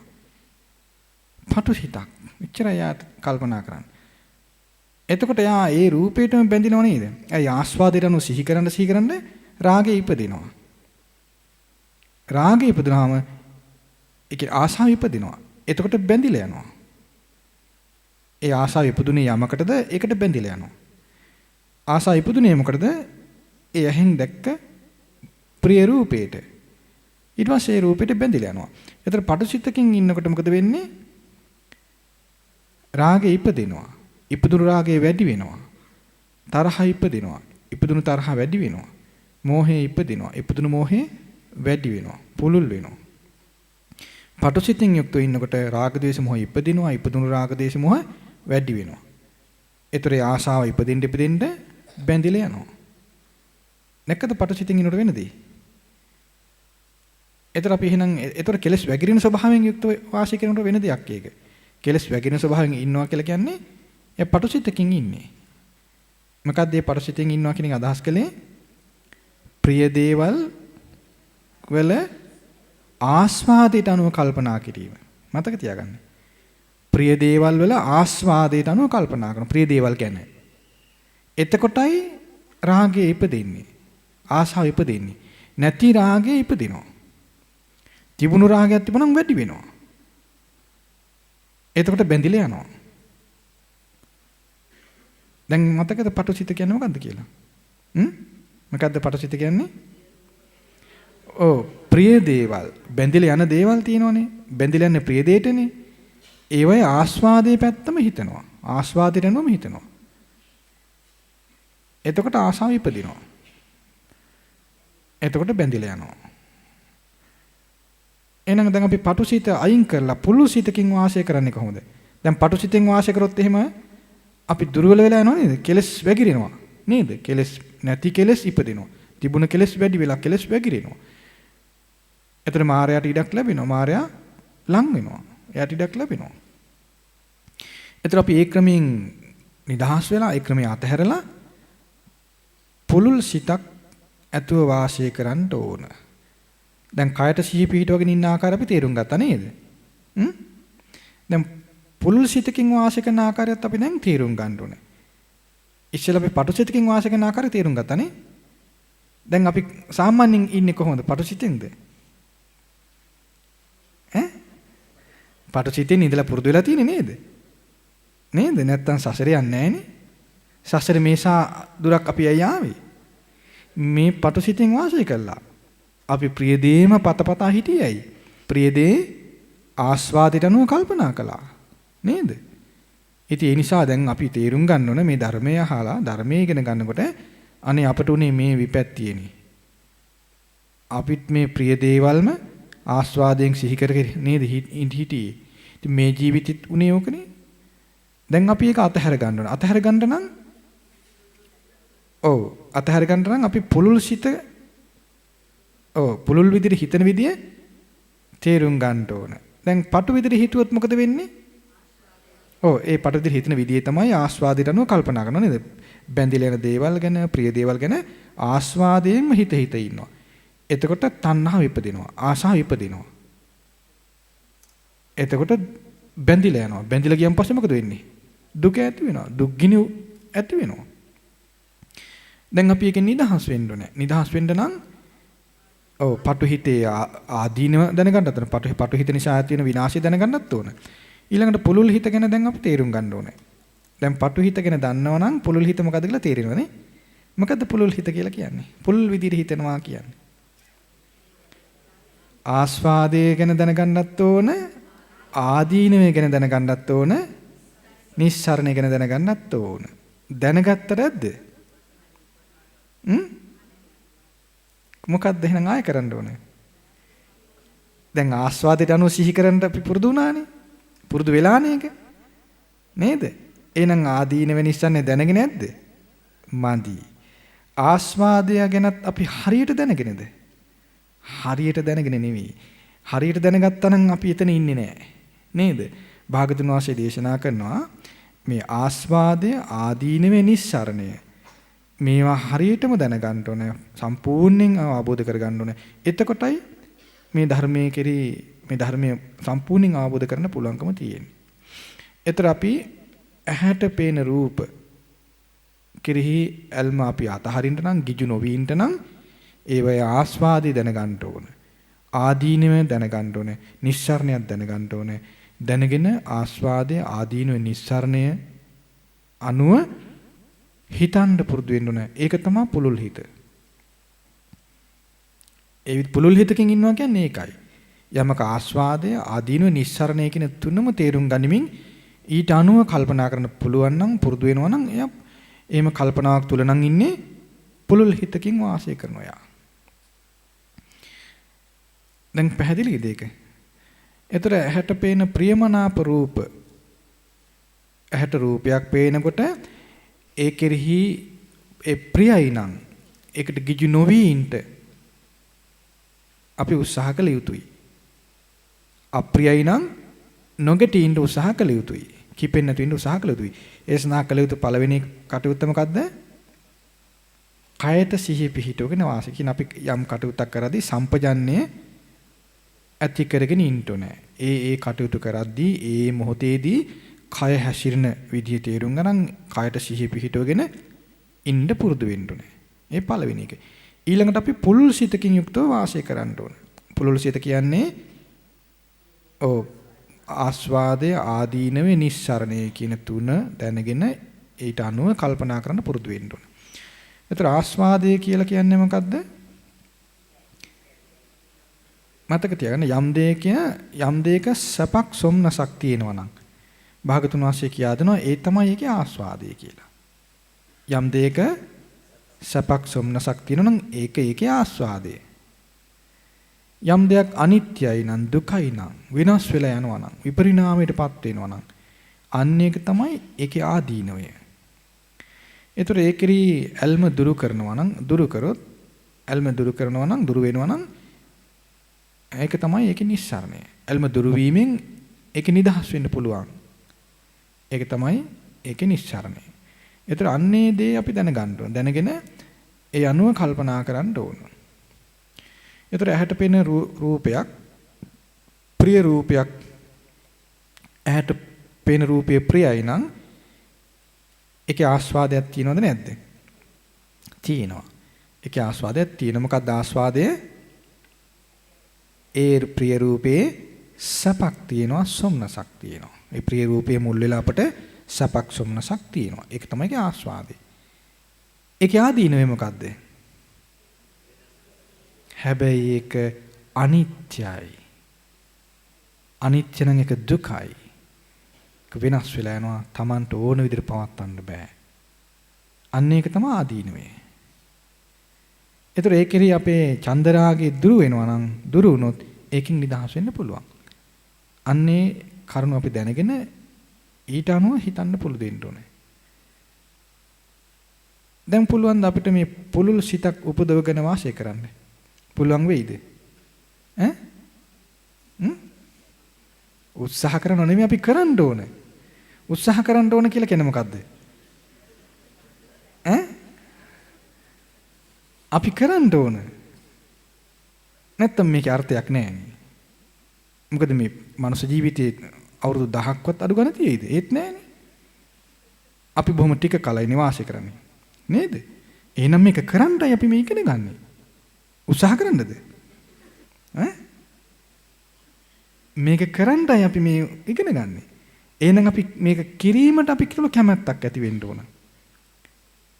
දැන් මේක අහද්දී අපිට හිතෙන්න ඕනේ අනේ අපේ ජීවිතේට සම්බන්ධයිනේ මේක.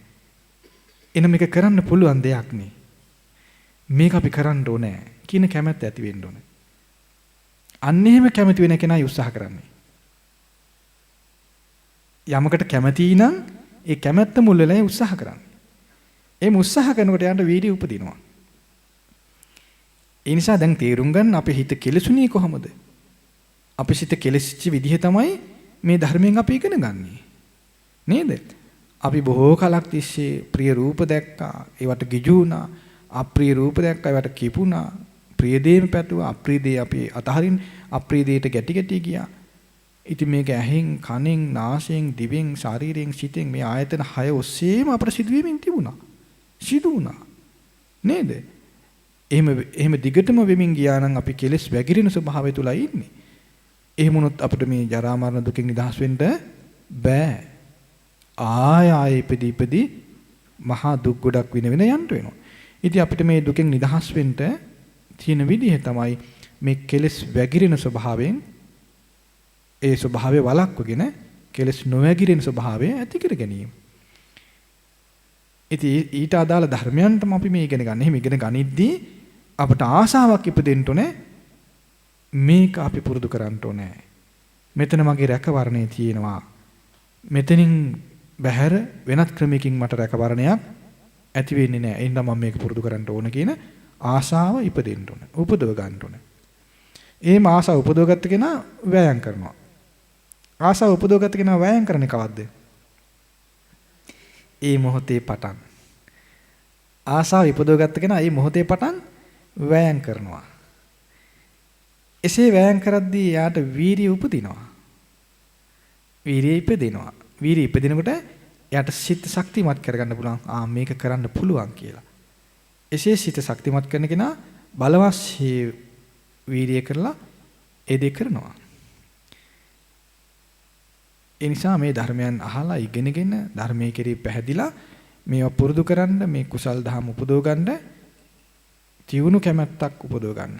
ඒතර ඔබේ ජීවිතය සාර්ථක වෙනවා. මේ මහා දුකෙන් බේරගන්න පුළුවන්කම තියෙනවා. ඒතර අපි පුළුල් සිතකින් වාසය කරන ආකාරය ගැන ඉගෙන ගත්තා. එතකොට දැන් අපි ඒ වගේ පුළුල් සිතකින් ඉන්න පුරුදු වෙන්න ඕන. ඇහැට ප්‍රිය රූපයක් දකිද්දී ඒ ප්‍රිය රූපේ ආස්වාදයක් තිබුණා වුණාට ඒකේ සැපසොමසක් තිබුණා වුණාට ඒක අනිත්‍යයි දුකයි ඒක මට ඕන විදිහට පවත්වන්න පුළුවන් දෙයක් නෙවෙයි කියලා සිහි කරන්න අපිට පුළුවන්කම තියෙන්න ඕන. ඒක තමයි පුළුල් හිතකින් වාසය කරනවා කියලා කියන්නේ. ඒතකොට යම් කෙනෙක් දැන් බලන්න යම් කෙනෙක් මේ ඇහැ කන නාසය දිව ශරීරය සිත සමගනේ වාසය කරන්නේ නේද? මේක අතහැරපු නැති කෙනා මේකේ නිදහස් වෙච්ච නැති කෙනා ඒවා සමග වාසය කරනවා. ඒව වාසය කරද්දී එයා සම්පජන්ණයෙන් යුක්තව ඉන්නවා නම් ඇවිදගෙන යනකොට ඇවිදගෙන යනවා කියන කල්පනාවෙන් එහෙම සිහියෙන් ඉන්දියා පුරුදු වෙනවා නම් කෑම කනකොට ඇඳුම් පැළඳුම් අඳිනකොට ඒ කටයුතු කරද්දී ඒ කරන කටයුත්ත ගැන අවධානය යොමු කරගෙන ඒ කායික පැවැත්මට අවධානය යොමු කරගන්නවා. සිහිය යොමු කරගෙන මේ විදිහට වාසය කරනකොට එයාට ඇසට ප්‍රිය රූපයක් දකිනකොට ඒ කෙරෙහි ආසාවක් ඉපදුනොත් එයා හිතන්න පුරුදු වුණොත් මේක ප්‍රියයි තමයි. මේකෙන් සපක් තියෙනවා. හැබැයි මේ රූපය අනිත්‍ය එකක්. දුක් ඇති කරන එකක්. මේක වෙනස් වෙලා නැසිලා වෙනසිලා යන එකක්. මේ රූපේ මට ඕන විදිහට පවත්තන්න පුළුවන් දෙයක් නෙවෙයි කියලා. හිතන්න පෙළඹුණොත්, හිතුවොත්, හිතන්න පුරුදුනොත් එයාට ඒ කිරි ගිජු බවක් ඉපදෙයිද? ඉපදෙන්නේ නැහැ. ඇයි එයා ඒකේ ආදීනව කල්පනා කරනවා. එහෙම ආදීනව කල්පනා කරන්ට නම් එයා තුළ තියෙන්න ඕන අදහසක් ඒ කිරි අල්ම දුරු වීමෙන් මට මේකෙන් නිදහස් වෙන්න පුළුවන් කියලා. ඒකට කියන්නේ නිස්සාරණ ප්‍රඥාව කියලා. ඒ කිරි චන්දරාගේ දුරු වීමෙන් එයින් නිදහස් වෙන්න පුළුවන්. දැන් අපි තේරුම් ගන්න රූපෙට ඇලිලා ගිහිලා, ශබ්දෙට ඇලිලා ගිහිල්ලා අපට දුක් පීඩා ඇති වුණා. එහෙනම් ඒ දුක් පීඩාවෙන් නිදහස් වෙන්න නම් ඒ රූප, ශබ්ද, ගන්ධ, රස, පහස ආදීන් නිදහස් වෙන්න ඕනේ. නිදහස් වෙන්නේ ඒ කෙරේ තියෙන ඇලීම, චන්දරාගේ දුරු වීමෙන් කියන ධර්මය අපි තේරුම් අරගෙන පිළිගන්න ඕනේ. එහෙම පිළිගත්තොත් අපි ඒ කෙරේ චන්දරාගේ දුරු කරගන්න කටයුතු කරනවා. ඒතර අපි ඒ රූප, ශබ්ද, ගන්ධ, රස, පහස, අරමුණු ආදී ආස්වාදය ආදීනවේ නිස්සරණය දැනගෙන ඒගෙන ඒ ආකාරයෙන් කල්පනා කළොත්, හිතන්න පුරුදුනොත් පුලුල් සිතකින් වාසය කරන කෙනෙක් බවට පත් වෙනවා. ඒ විදිහේ පුලුල් සිතකින් වාසය කරන්නට නම් එයා තුළ තිබිය යුතු තවත් මූලික අදහසක් තියෙනවා. මොකක්ද ඒ? සියලු කෙලෙස් දුරු වීමෙන් ඉපදෙන චිත්ත විමුක්තිය, ප්‍රඥා විමුක්තිය ගැනත් එයාට අදහසක් තියෙන්න ඕනේ. ඒ ගැනත් එයාට වැටහීමක් තියෙන්න ඕනේ. සියලු කෙලෙස් නිරුද්ධ වීමෙන් උපදින චේතෝ විමුක්තිය, ප්‍රඥා විමුක්තිය ගැන දන්නේ නැත්නම්, ඒ බඳු නිදහස් වීමක්, ඒ බඳු විමුක්තියක් පිළිගන්නේ නැත්නම්, ඒ බඳු විමුක්තියක් ගැන අවබෝධයක් නැත්නම්, ඒ බඳු විමුක්තියක් කරා යන්න කටයුතු කරයිද? ඒ බඳු විමුක්තියක් උපදව ගන්න උත්සාහ කරයිද? නැහැ. නේද? දැන් සියලු කෙලෙස් නිරුද්ධ වීමෙන් උපදින චිත්ත විමුක්තිය, ප්‍රඥා විමුක්තිය ගැන පිළිගන්නේ නැත්නම්, ඒ වගේ විමුක්තියක් තියෙනවා කියලා පිළිගන්නේ නැත්නම්, ඒ විමුක්තිය මෙහිමයි උපදව ගන්නයි කියලා වැටහීමක් නැත්නම්, ඒ ගැන කැමති වෙන්නේ නේද? ඒ ගැන කැමති වෙන්නේ නැහැ. ඒ ගැන කැමති නොවෙන කෙනා ඒ බඳු විමුක්තියක් ඇති කරගන්න උත්සාහ කරයිද? උත්සාහ කරන්නේ නැහැ. එමු උත්සාහ නොකරන කෙනා කායට සිහි පිටවන් ඉදීද? පොළොල් සිතක් උපදව ගයිද? නැහැ. එයා කායට සිහි පිටව ගන්නෙත් නැහැ. පටු සිතකින් ඉන්න පුරුදු වෙන්නේ යා. ආස්වාදයට අනුව කල්පනා කරන්න පටන් ගන්නවා යා. ප්‍රිය දේ, බැඳිලා යන දේ ගැන ප්‍රිය උපදවන විදිහට, ආස්වාදය ඇති වෙන විදිහටම කල්පනා කරන්න පුරුදු වෙනවා. එතකොට හැට පෙන රූපය ප්‍රියයි නම් ගිජු වෙනවා. එහෙනම් අපිට මූලික වශයෙන් මේ ප්‍රිය රූප වලට තියෙන ගිජු බව, ප්‍රිය ශබ්ද වලට තියෙන ගිජු බව, ඊළඟට අප්‍රිය දෙයට තියෙන ගැටිලෙන ස්වභාවය, මේ වයින් හිත නිදහස් කරගෙන දුක් පීඩා වලින් සම්පූර්ණයෙන් නිදහස් කරගන්න නම් සියලු දුකෙන් නිදහස් වී සියලු කෙලෙස් වලින් නිදහස් වෙලා සියලු කෙලෙස් නිරුද්ධ වීමෙන් උපදින චිත්ත විමුක්තිය ප්‍රඥා විමුක්තිය ගැනත් අපිට වැටහීමක් තියෙන්න ඕනේ. එහෙම වැටහීමක් තියෙනවා නම් ඒ ගැන අවබෝධයක් තියෙනවා නම් තමයි අපි ඒකට ආස කරන්නේ. නේද? ඒ ගැන වැටහීමක් නැත්නම් අපි ආස කරන්නේ මොකටද? මේ ඇහැට පෙනෙන රූපෙට, කනට ඇහෙන ශබ්දෙට අපි හිතනවා එතන තමයි සැප තියෙන්නේ.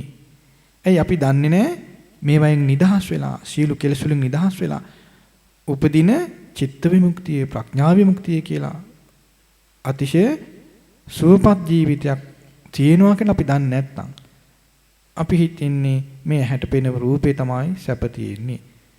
කනට ඇහෙන ශබ්දේ තමයි සැප තියෙන්නේ කියලා ප්‍රිය දේ පස්සෙම යනවා. එතකොට ඒ ප්‍රිය දේ නිමිටි අරගෙන ඒවා සිහි කර කර ඉන්නවා ආස්වාදයෙන්. ආසාව ඉපදිනවා, බැඳිලා යනවා, දුක් ඇති වෙනවා. එතන මෙන්න මේ ස්වභාවය තමයි ධර්මයේ නොදන්න කෙනා තුළ තියෙන්නේ. ඉතින් අපි දැන් ධර්මයේ ඉගෙන ගන්නකොට ඒ ධර්මයේ අපට ඒ ආස්වාදයේ ආදීන නිස්සරණ ආදී කියලා දෙනවා. ඒවා ඉගෙන ගන්න ඕන. ඒවා දැනගන්න ඕන. ඒකල අපි ඒවා තේරුම් අරගෙන හිතන්න පුරුදු වෙන්න ඕනේ ගැන. ඉතින් ඒ විදිහට හිතන්න පුරුදු වෙන්නේ සියලු දුකෙන් නිදහස් වෙන, සියලු කෙලෙස් වලින් නිදහස් වෙන ස්වභාවයක් ලෝකේ තියෙනවා කියලා දැනගෙන ඒට කැමති වෙන කෙනා. නේද? ඒතර භාගතුන් වහන්සේ අපට කියා දෙනවා චිත්ත විමුක්තිය, ප්‍රඥා විමුක්තිය කියලා විමුක්තියක් තියෙනවා. නිදහස් වීමක් තියෙනවා. ඒතර චිත්ත විමුක්තිය කියලා කියන්නේ සිත රාගයෙන් නිදහස් වීමට. රාගය සම්පූර්ණයෙන් දුරු වෙලා යනවා නම් සිළුම රාගය සම්පූර්ණයෙන් දුරු වීමෙන් සිත නිදහස් වෙනවා. දැන් රාගයේ තියෙන සිතේනේ නේද? රාගයේ සිතේ තියෙන්නේ. සිතේ ඉපදිලා තියෙන්නේ. ඒතර මේ ඉපදුණු රාගය ඉපදින්න නැති විදිහට සකස් වෙලා ඒ රාගයේ ෂය වෙලා සම්පූර්ණයෙන් දුරු වුණන් පස්සේ රාගයෙන් සිත නිදහස්.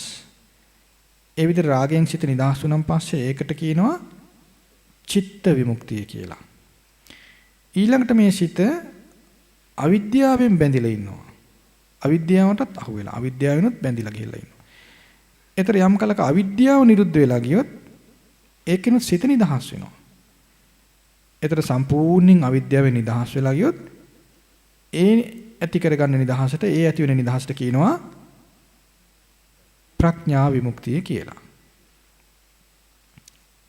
පැහැදිලි නේද? ඒතර චිත්ත විමුක්තිය කිව්වේ මොකටද? ඔව් රාගයෙන් සිත නිදහස් වෙනවට කියනවා චිත්ත විමුක්තිය කියලා. අවිද්‍යාවෙන් සිත නිදහස් වෙනවට කියනවා ප්‍රඥා විමුක්තිය කියලා. ඒ රාගයෙන් සිත නිදහස් වීම පිණිස සමතය වඩන්න ඕන. සමතේ වඩනකොට රාගය ෂය වෙනවා. යම් කලකදී ඒ සමතේ පරිපූර්ණයි කියලා කියන්නේ රාගය සම්පූර්ණයෙන් ෂය වෙලා. එතකොට ඒ සිතේ නිදහස් වීමක් ඇති වෙනවා. ඒ නිදහස් බවට තමයි කියන්නේ චිත්ත විමුක්තිය කියලා. අවිද්‍යාව නිරුද්ධ වීම පිණිස අවිද්‍යාව ෂය වීම පිණිස විදර්ශනාව වඩන්න ඕන. ඒතර විදර්ශනාව වඩන්ට අවිද්‍යාව ෂය වෙලා නිරුද්ධ වෙන්න පටන් ගන්නවා. යම් කලකදී ඒ අවිද්‍යාව සම්පූර්ණයෙන් නිරුද්ධ වුනහම විදර්ශනාව සම්පූර්ණයි. විදර්ශනාව වඩලා ඉවරයි. එතකොට සිත අවිද්‍යාවෙන් නිදහස් වෙනවා. ඒ නිදහස් වීමට කියනවා ප්‍රඥා විමුක්තිය කියලා. ඒතර රාගිනුත් නිදහස් වෙලා අවිද්‍යාවනුත් නිදහස් වෙලා. ඒතර සියලු දුකින් නිදහස්. ඒ වගේ සියලු දුකින් නිදහස් වූ ස්වභාවයක් උපදව ගන්නටයි භාගතුන් වහන්සේ මේ ධර්මය අපට කියා දෙන්නේ. ඒතර අපිට තේරෙන්න ඕන අපි පිළිගන්න ඕන අන්නේ චිත්ත විමුක්තියත් ප්‍රඥා විමුක්තියත් ගැන. ඒතර නිවන් මාගේ ඒ නිවන් මාර්ග පරිපූර්ණයි චිත්ත විමුක්තිය ප්‍රඥා විමුක්තිය උපදව ගැනීමෙන්. එයාට ඉතුරු තියෙන්නේ පිරිනොම් පාන්නට විතරයි. පිරිනොම් පෑමෙන් සම්පූර්ණයෙන් එයා නිදහස් වෙලා යනවා. ඒතර ඒ විදිහට අපි අපේ නිවන් මඟ සම්පූර්ණ කරගන්න අප තුළ කැමැත්තක් තියෙන්න ඕනේ. එහෙම කැමැත්තෙන් ඉන්න කෙනා තමයි රාගය දුරු කර ගැනීම පිණිස, අවිද්‍යාව දුරු කර ගැනීම පිණිස පුළුල් හිතක් ඇතුව වාසය කරන්නේ. පුළුල් හිතකින් යුක්තව ඉන්න පුරුදු වෙන්නේ. ඒ කොහොම කෙනාද? චිත්ත විමුක්තිය, ප්‍රඥා විමුක්තිය ගැන හොඳ වැටහීමක් තියෙන කෙනාට, අවබෝධයක් තියෙන කෙනා පුළුල් හිතක් උපදව ගන්නවා. පුළුල් හිතකින් වාසය කරන්න පුරුදු වෙනවා. ඒතර පුළුල් හිත කියලා අපි මොකද්ද ඉගෙන ගත්තේ? යමක ආස්වාදයේ ආදීනවේ නිස්සරණය කියන ඒ තුන දැනගෙන ඊට අනුව කල්පනා කරන්න හිතන්න පුරුදු වීම. ඒතර ඒ විදිහට ඒ ආස්වාදයේ ආදීන නිස්සරණය කල්පනා කරමින් ඉන්න පුළුවන් කෙනා ඒකට උපකාර වෙර කරගන්නවා කායනුපස්සනාව. එතකොට එයාට හිත හොඳින් පිහිටවගෙන ඉන්න පුළුවන්. කායනුපස්සනාව තුළ හොඳට හිත තියෙනවා නම් ඒ හිතෙන් ආස්වාදයේ ආදීන නිස්සරණය ගැන හිතන්න පුළුවන්. කායනුපස්සනාව තුළ හිත නැත්නම් හිත කොහෙද තියෙන්නේ? එක්ක කාමයන් ගැන හිතනවා, කාමච්ඡන්දේ, ව්‍යාපාදේ මේ වගේ දේවල් තමයි පෝෂණය වෙන්නේ හිතේ. එතකොට අපිට පුළුල් හිතකින් ඉඳ ලැබෙන්නේ නැහැ. එතකොට ඉන්නේ ආස්වාදය යන හිත හිතා නේද?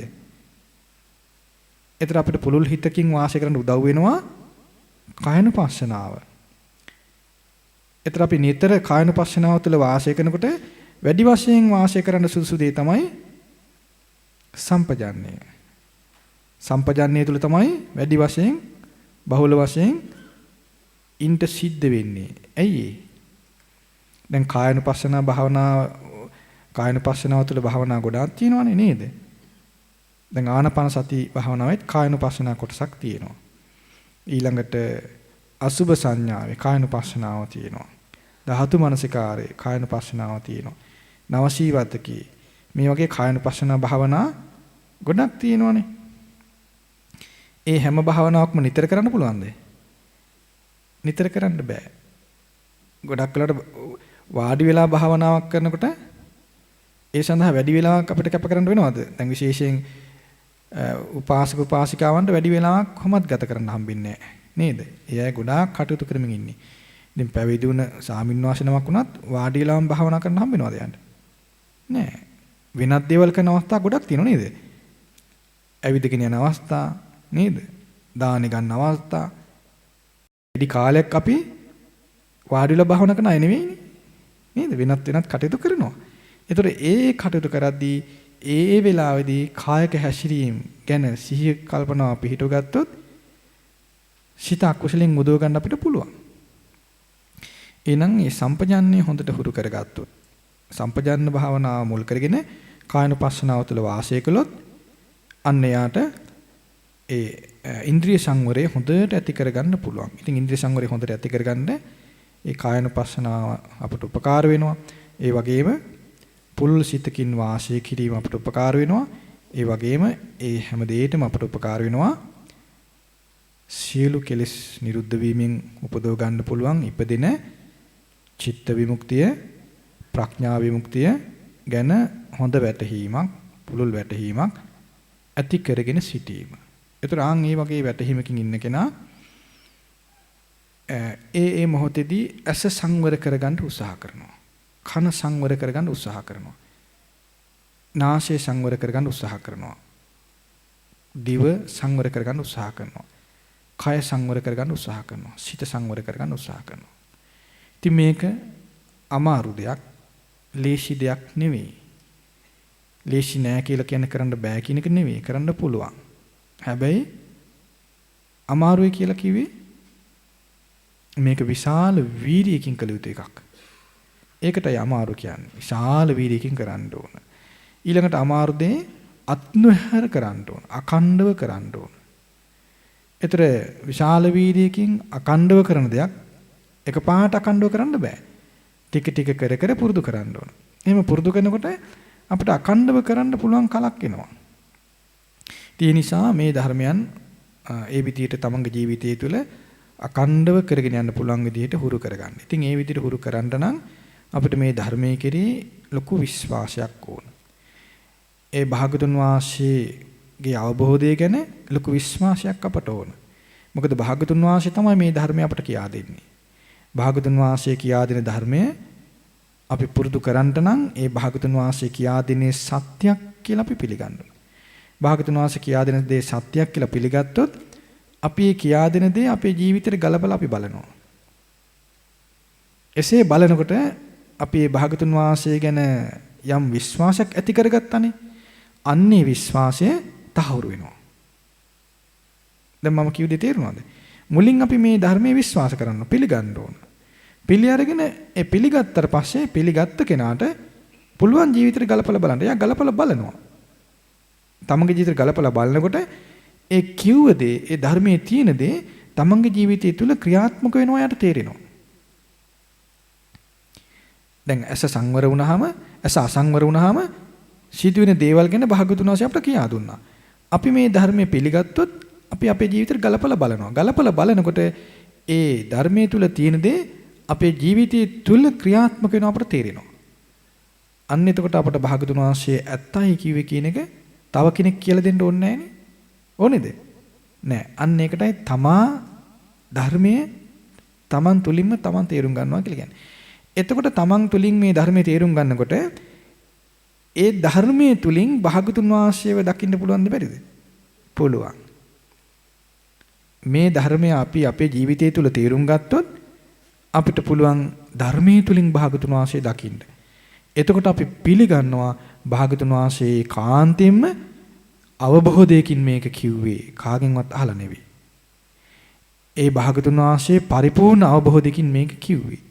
භාගතුන් වහන්සේ මේ විදිහට මේ ධර්මයේ කියන්ට නම් භාගතුන් වහන්සේ තමන් වහන්සේගේ සිත පිරිසුදු කරගෙනයි තියෙන්නේ තිබ්බේ. භාගතුන් වහන්සේ සම්පූර්ණයෙන් ඇස සංවර කරගෙන, කන සංවර කරගෙන, නාසය සංවර කරගෙන, දිව සංවර කරගෙන, සිත සංවර කරගෙන, ආයතන 6 සම්පූර්ණයෙන් සංවර කරගෙන ඒ වයින් නිදහස් වෙලයි සිටියේ. එහෙම නොහිටියා නම් මේ ධර්මයෙන් මෙහෙම කියා දෙන්න බෑ.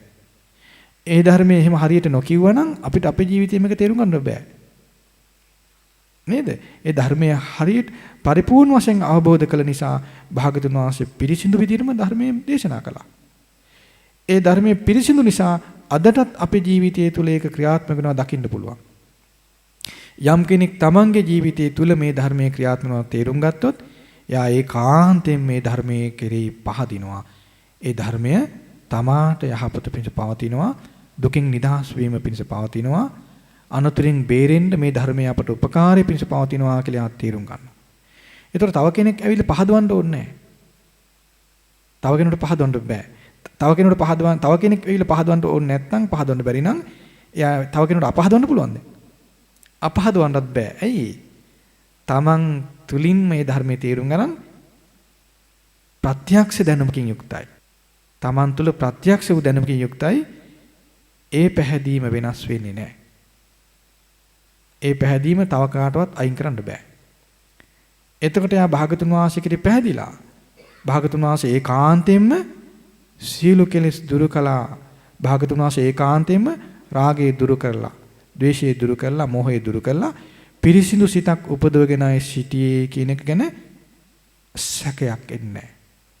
සැක කරන දෙයක් නැහැ යාට. ඇයි? එයා තමන්ම මේ ධර්මය පුරුදු කරලා තේරුම් ගත්තා. තමන්ටම මේ ධර්ම ගලපලා තේරුම් ගත්තා. මෙහෙමයි කෙලෙස් උපදින්නේ, මෙහෙමයි කෙලෙස් දුරු වෙන්නේ. එහෙනම් ඒ කෙලෙස් උපදින විදිය, කෙලෙස් දුරු වෙන විදිය ගැන ධර්මයේ කියා දෙන්න නම් අවබෝධයකින්ම වාසය කළ යුතුයි. අවබෝධයක් නැත්නම් මේ විදිහට පිරිසුදු විදිහට මේක කියන්න බෑ කියලා තේරුම් ගන්නවා. ඒ විදිහට තේරුම් ගන්න කෙනා භාගතුන් වහන්සේ කාන්තෙන් අරහන් වනසේක කියලා පිළිගන්නවා. ඒ භාගතුන් වහන්සේ මේ ධර්මයේ මනාකොට පරිපූර්ණ වශයෙන් ගුරු උපදේශ රහිතව අවබෝධ කළා. ඒ නිසා භාගතුන් වහන්සේ අරහං සම්මා සම්බුද්ධ වනසේක කියලා එයා තුල පිළිගැනීමක්, විශ්වාසයක් ඉපදිනවා. ඒක තව කෙනෙකුට නැති කරන්න බෑ. එතකොට එයා භාගතුන් වහන්සේට පැහැදිලා, ධර්මයට පැහැදිලා. දැන් මේ ධර්මයේ යමෙක් පුරුදු කළොත් එයා රාගය පවත්වන්නට, ද්වේෂය පවත්වන්නට, මෝහය පවත්වන්නද පුරුදු වෙන්නේ. දැන් මේ ධර්මයේ යම් කෙනෙක් පුරුදු කරනවා.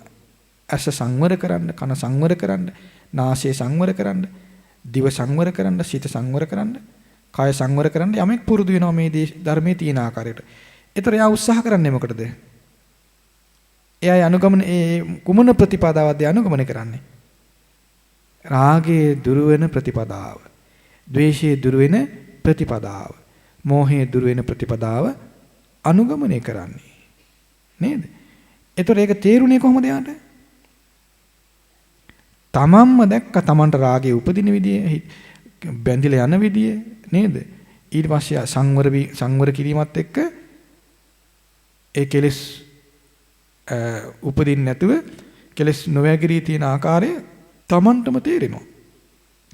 එතකොට මේ ධර්මයේ පුරුදු කරන භාගතුන් වහන්සේගේ ශ්‍රාවක පිරිස රාග ద్వේෂ මොහ දුරු කරන ප්‍රතිපදාවෙන් යුක්තයි කියලා තමා තුළම වැටහීමක් තියෙනවද නැද්ද? තමා තුළ වැටහීමක් තියෙනවා. ඒ වැටහීම තව කෙනෙකුට ඇවිල්ලා අයින් කරන්න පුළුවන්ද? ඇයි අයින් කරන්න බැරි? තමන් තුළ ප්‍රත්‍යක්ෂ වැටහීමක් තියෙනවා. මේ ප්‍රතිපදාව අනුගමනය කිරීමෙන් රාග ద్వේෂ මොහ දුරු වෙනවා. එනම් භාගතුන් වහන්සේගේ ශ්‍රාවක සංගරුවන රාග ద్వේෂ මොහ දුරු කරන ප්‍රතිපදාවෙන් යුක්තයි, සුපටිපන්නයි කියලා තමන් තුළම වැටහීමක් තියෙනවා. බලන්න එතන මේ විදිහට ධර්මයේ පුරුදු කරන කෙනා තුළ භාගතුන් වහන්සේ අරහං සම්මා සම්බුද්දයි කියන පිළිගැනීම තමන් තුළම තව කෙනෙකුට වෙනස් කරන්න බැරි විදිහට පිහිටනවා. මේ ධර්මයේ ස්වාක්ඛාතයි කියලා ඒ ධර්මයේ කෙරෙහි තියෙන විශ්වාසය පිළිගැනීම තව කෙනෙකුට වෙනස් කරන්න බැරි විදිහට තමන් තුළ පිහිටනවා. ආර්ය මහා සංගරුවන සුපටිපන්නයි කියන විශ්වාසය පිළිගැනීම තව කෙනෙකුට වෙනස් කරන්න බැරි විදිහට තමන් තුළ පිහිටනවා. ඒ කොහොම කෙනාගේ තුලද?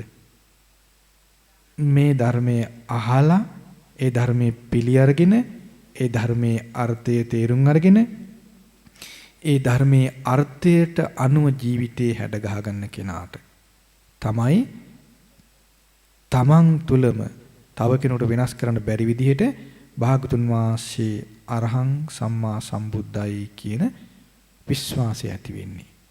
මේ ධර්මයේ ස්වාක්ඛාතයි කියන විශ්වාසය ඇති වෙන්නේ. ආර්ය මහා සංගරුවන සුපටිපන්නයි කියන විශ්වාසය ඇති වෙන්නේ.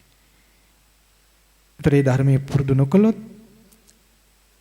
ඒ විශ්වාසය ඇති වෙන්නේ නැහැ.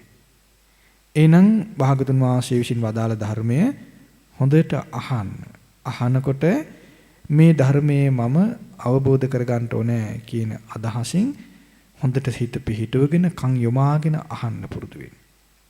ඒ විදිහට අහන ධර්මය දරා ගන්න, පිළිගන්න. ඒ පිළිගත් දරාගත් ධර්මයේ අර්ථය තේරුම් ගන්න. අර්ථය තේරුම් ගන්න ඒ අර්ථයට අනුව ජීවිතේ හැඩ ගහ ගන්න. ඒ ධර්මයේ කියලා තියෙන විදිහට ජීවත් වෙන්න පුරුදු වෙන්න. එතකොට ඒ ධර්මයේ Tamanට තේරෙනවා. Taman ඒ ධර්මයේ සත්‍යයි කියලා පිළිගන්නවා. ආන් ඒ පිළිගැනීමෙන් යුක්තව එයා භාගතුන් වහන්සේ කෙරෙහි පහදිනවා, ධර්මයේ කෙරෙහි පහදිනවා, සංගරුවන කෙරෙහි පහදිනවා. එයා තෙරුවන් කෙරෙහි පැහැදිලා. එසේ තෙරුවන් කෙරෙහි පැහැදීමෙන් යුක්තව කටයුතු කරද්දී, ධර්මයේ පුරුදු කරද්දී එයාගේ අතින් ප්‍රාණඝාතය සිද්ධ වෙයිද? ප්‍රාණඝාතය සිද්ධ වෙන්නේ නැහැ. ඇයි දැන් කෙලස් වැగిරෙන ප්‍රතිපදාව අතහැරලා. ප්‍රාණඝාතය අතහැරිනවා යාට. අතහැර ගන්න පුළුවන්. සොරකම අතහැර ගන්න පුළුවන්. වැරදි කාමසේවනය අතහැර ගන්න පුළුවන්. බොරු කීම අතහැර ගන්න පුළුවන්. මද්ද්‍රව්‍ය භාවිතේ අතහැර ගන්න පුළුවන්. සිල්පද ආරක්ෂා වෙලා. ඉතින් ආන් මේ විදිහට කටයුතු කළොත් එයා ධර්මයේ තුල ස්ථිරයි. නිවන් මඟට පැමිණිලා. නිවන් මගෙන් බැහැරට යන්නේ නැහැ. ඉතින් ආන් ඒ වගේ මේ පින්වත් කවුරුත් මේ භාගතුන් වහන්සේ විසින් වදාළ මේ අතිශයින් උසස් අතිශයින් උත්තම වූ මේ උතුම් ධර්මය නැවත නැවත අහලා තමන්ගේ ජීවිතය මේ ධර්මයට අනුව පරිපූර්ණ වශයෙන්ම දියුණු කරගෙන ඒ භාගතුන් වහන්සේගේ ශ්‍රාවකත්වය හොඳට දියුණු කරගෙන සසර දුකින් නිදහස් වීම පිණිස සියලු දෙනාම බලවත් වූ කැමැත්තෙන් යුක්තව ධර්මයේ පුරුදු කිරීමට කාටත් වාසනාව උදා වේවා කියලා අපි සිත පතනවා. සාදු සාදු